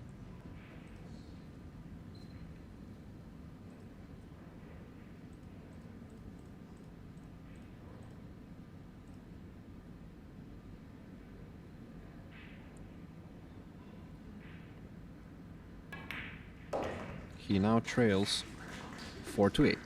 Break 12. Indonesia.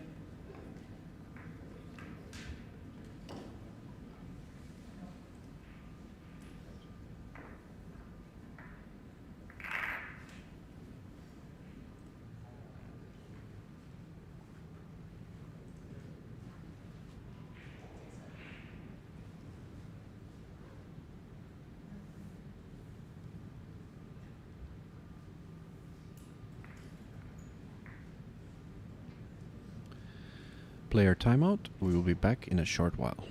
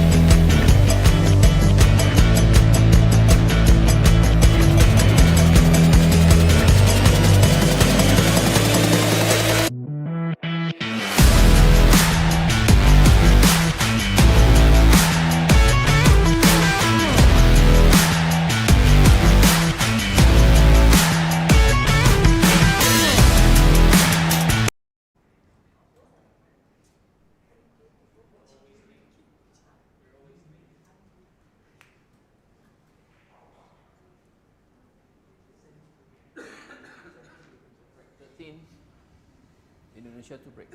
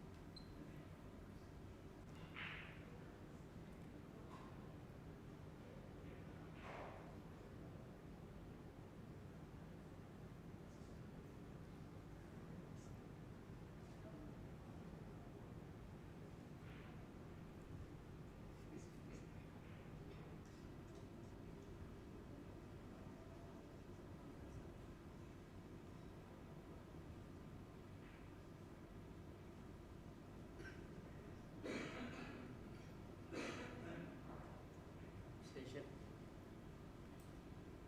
Attention call.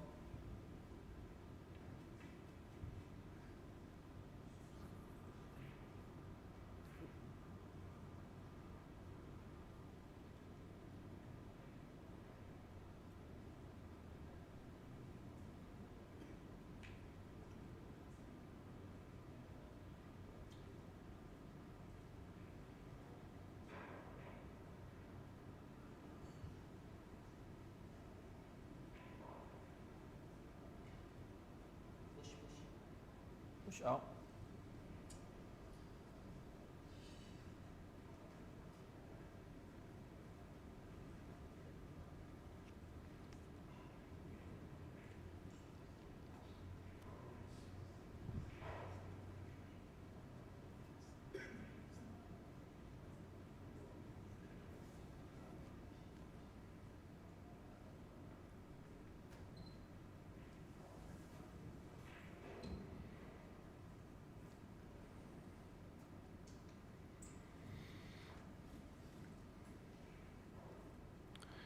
An interesting push out by Irsal.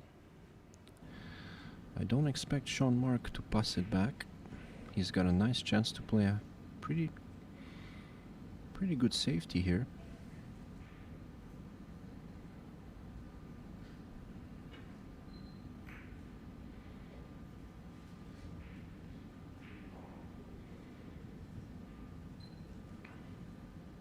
It's not bad.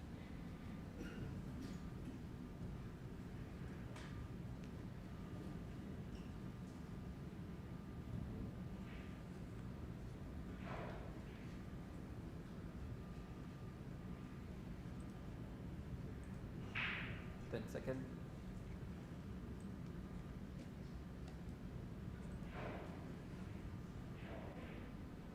5, 4, 3.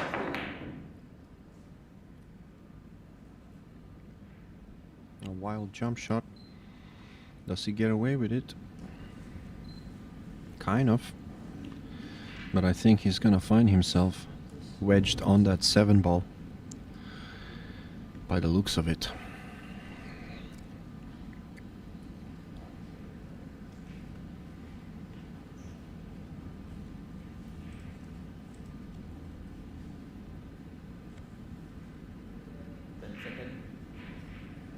Station call.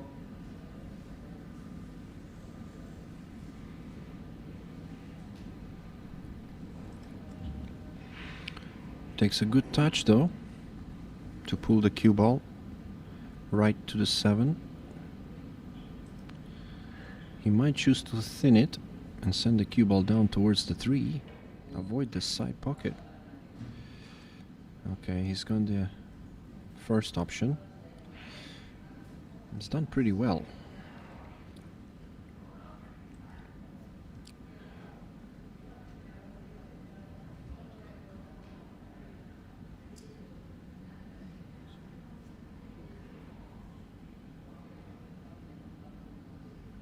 Okay, a 2-rail kick, a narrow angle.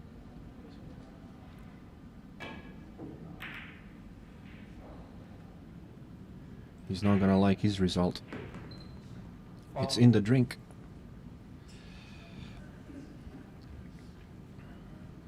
Body hand.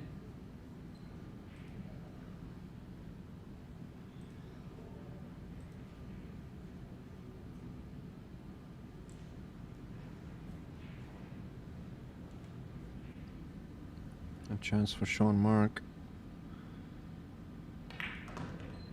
to get another rack, one step closer to the target of 11. He's kept the cue ball well.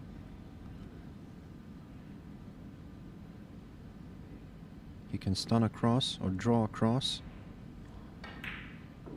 He's chosen to draw. Very nicely done. Now this shot here, you need to be a little bit careful. The 7 can come into play. So if he chooses to play a firm stun, he needs to get under the 7 or control it. He's trying to get under the 7. Ooh, he's fortunate, very fortunate. That's not the shot he was playing. And you can see he raised his hand knowing that he got a little bit lucky there with position.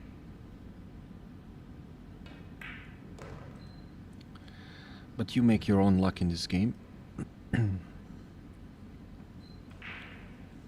All you can do is give it your best effort.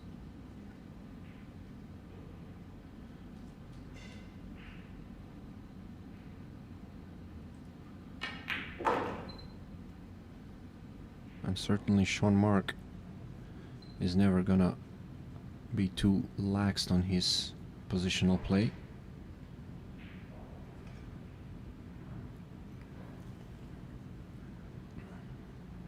A little drag shot here with a touch of outside spin.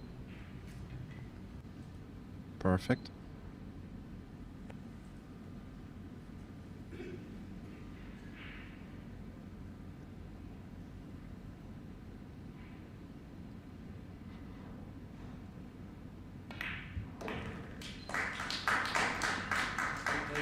Nicely done.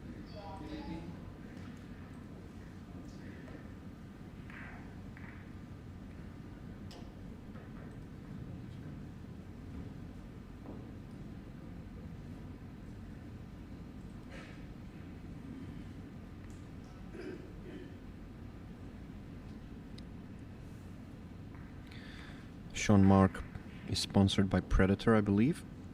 He uses a Revo. I'm not sure if it's a 12.9 or a 12.4. I do think it's a 12.4.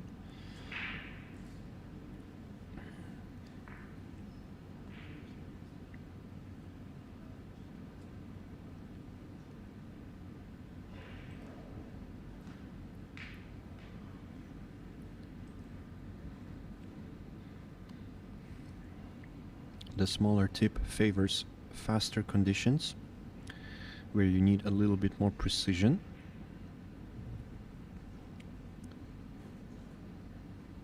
The bigger Revo, the 12.9, is perfect for very soggy conditions.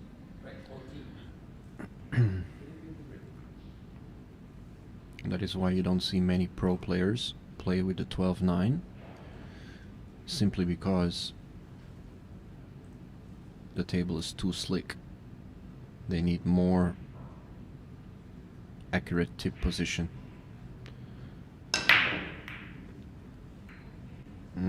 A dry break. A dry break. A chance. He can make this one ball. There is a lane for the cue ball too. It's not easy, but it's on. This is the kind of shot that you really have to gauge the tangent line, and I think no side spin, just a touch of top should drive the cue ball right between the 7 and 6 and back up table again.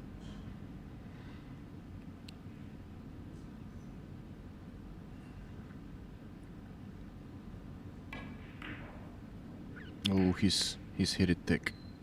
He's hit it thick. Yeah, he's not happy about that. He knows it's a chance. He let it slip away. He has been fortunate a couple times where he missed an open shot and landed in a safe spot.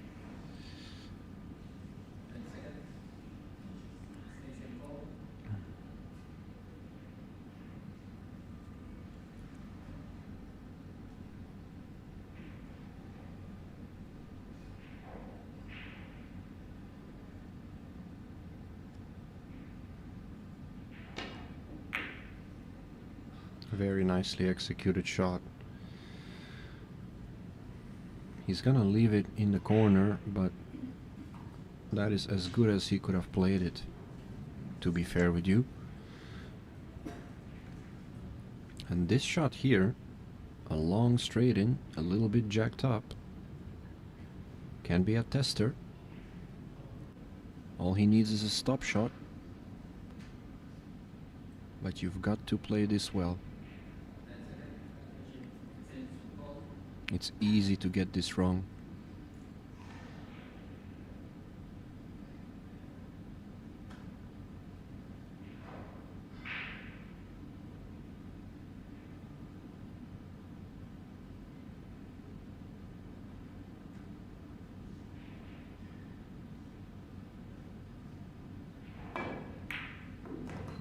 He's nailed it. Great shot. Still not out of the woods yet. This 2 ball tracking down to the 3. The path of the cue ball is quite narrow. The 7 could come into play if there is a little bit of a bend on the cue ball. So this is the key shot.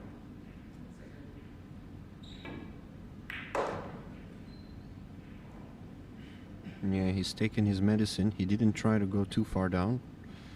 He just made the shot. You could see the bend driving the cue ball further to the right. He has to make this. Is he playing this with inside spin? It looks like. He's trying to bump the 6. Missable. He's done well. Good shot.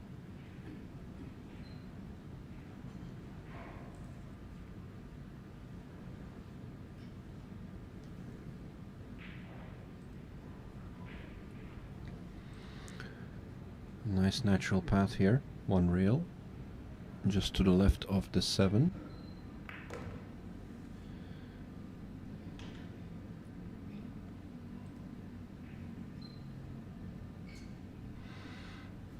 Yeah, let's see whether he kills this cue ball or whether he decides to follow. He could play a firm stun draw across.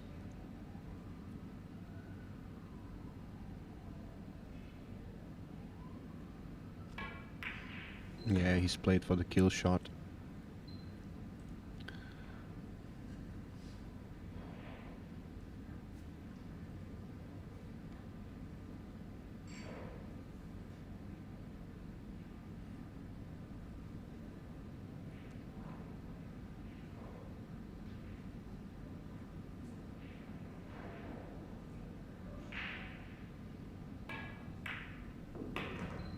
Another good shot.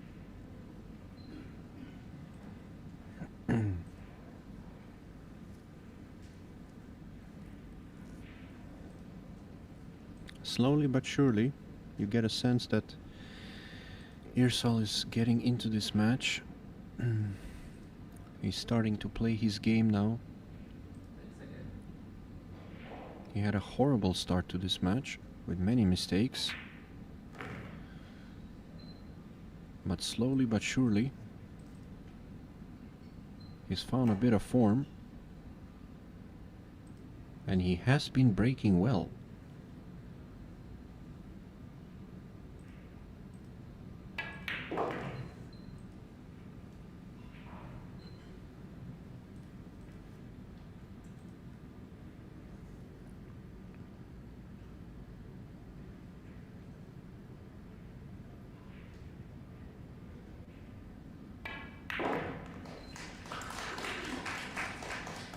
Nice run out. He trails by 4x.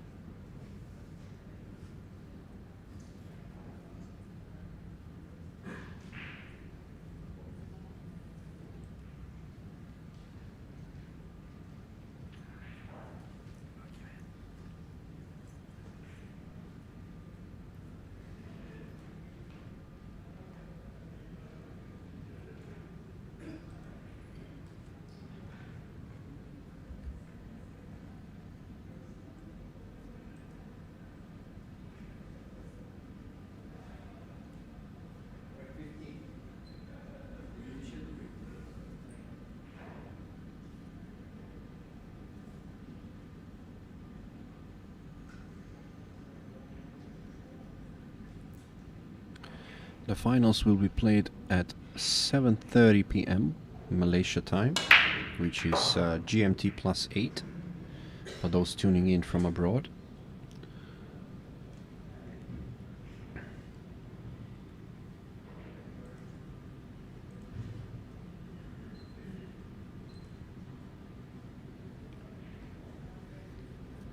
A good break from Israel, but unfortunately he doesn't really have an open shot. Does he go for a jump here? Very aggressive. I'm not so sure. I'm not so sure whether that's a smart move. It's difficult to get position on the 3. It's a thin cut. Chances are, if he makes it, he might end up with no shot.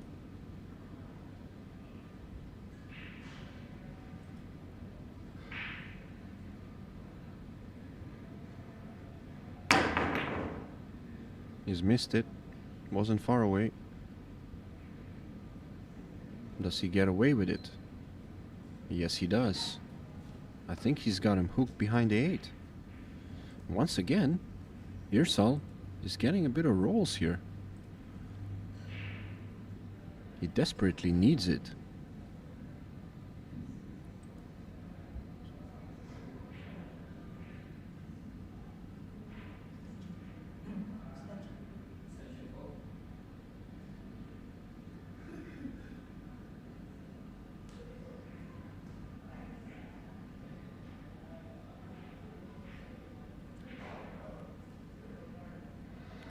Alright, now let's see what Sean Mark can produce with his jump cue. He's using an Air Rush Vietnamese edition, I think. Very cool looking cue. And that was a cool jump shot. And that might actually get him on the hill here.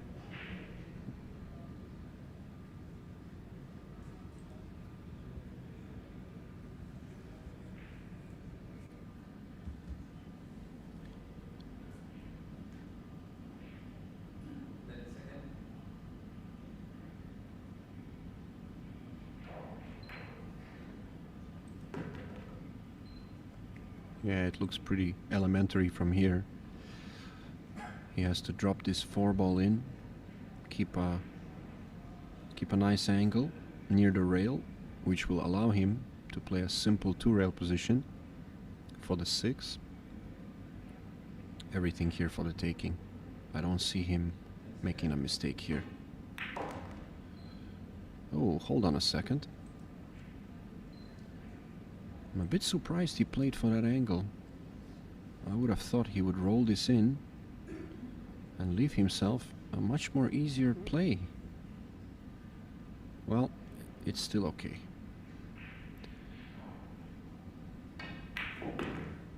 It's still okay.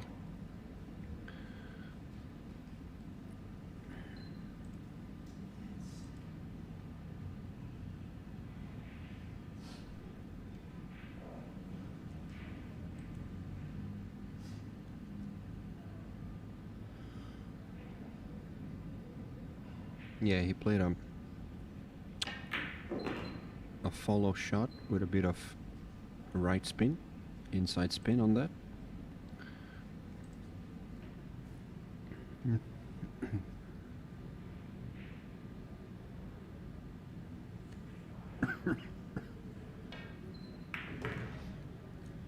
Hold on a second.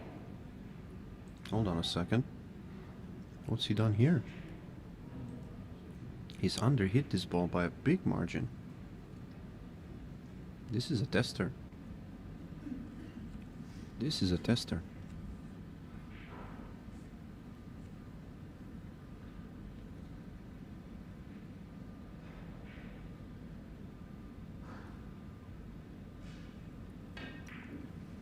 Nails it. What a shot. This guy is ice cold.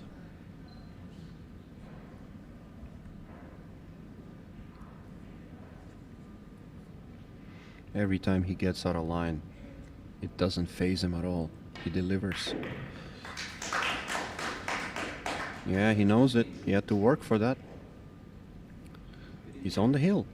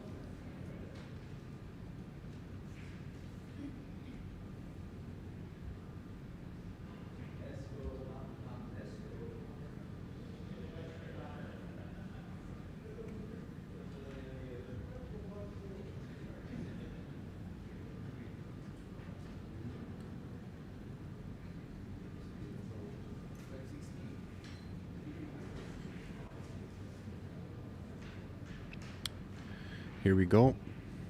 This is the final time we're gonna see Jean-Marc break in this set. And boy, does he want an easy spread to win this match. And I have a feeling... Oh, he almost got it. He almost had the perfect line there. Can he cross-side this too? Cross-corner rather? I think he can. He's looking at it. This is the kind of bank shot that you need a little bit of side spin, but don't use too much. In fact, at the right speed, a tip of side will grab the balls much better. You don't want the ball to slide too much. Yeah, he looks like he's going for it.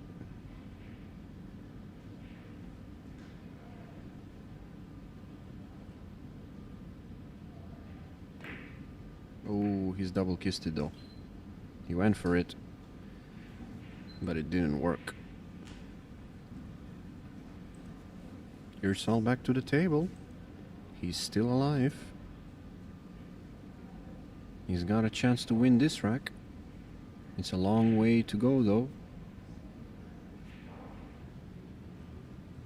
He's not gonna give up. I can tell you that. You can see it in his eyes.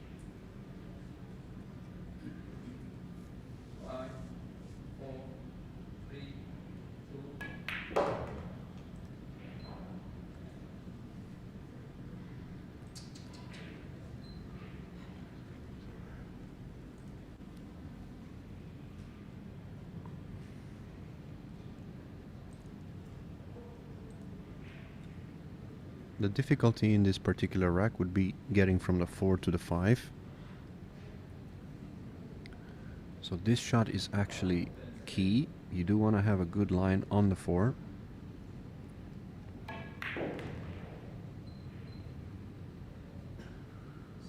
He's overcooked it a little bit. It's not great. He wanted to be straight on the 4, so he could just draw and land short side on the 5. But as it stands now, he's gonna need to come across the table. This is far from easy.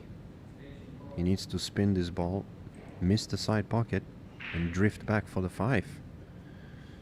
Tough shot coming up.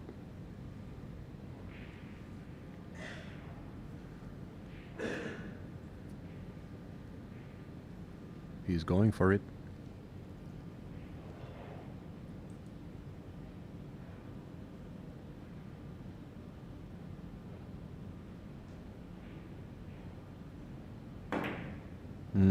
Yeah, he's overcut it. He's overcut it, and he's gonna lay it up right over the side pocket. That might have been his last shot of this tournament.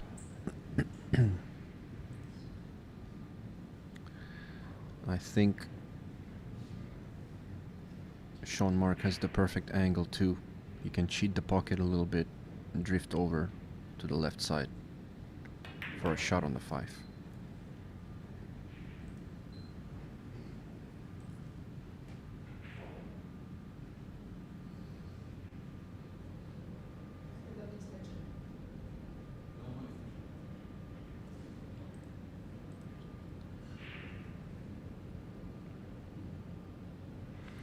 A touch of left spin there.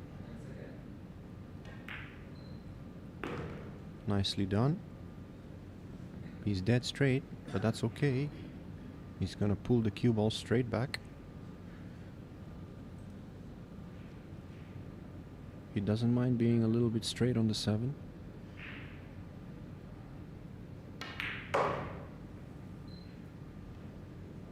Pretty good.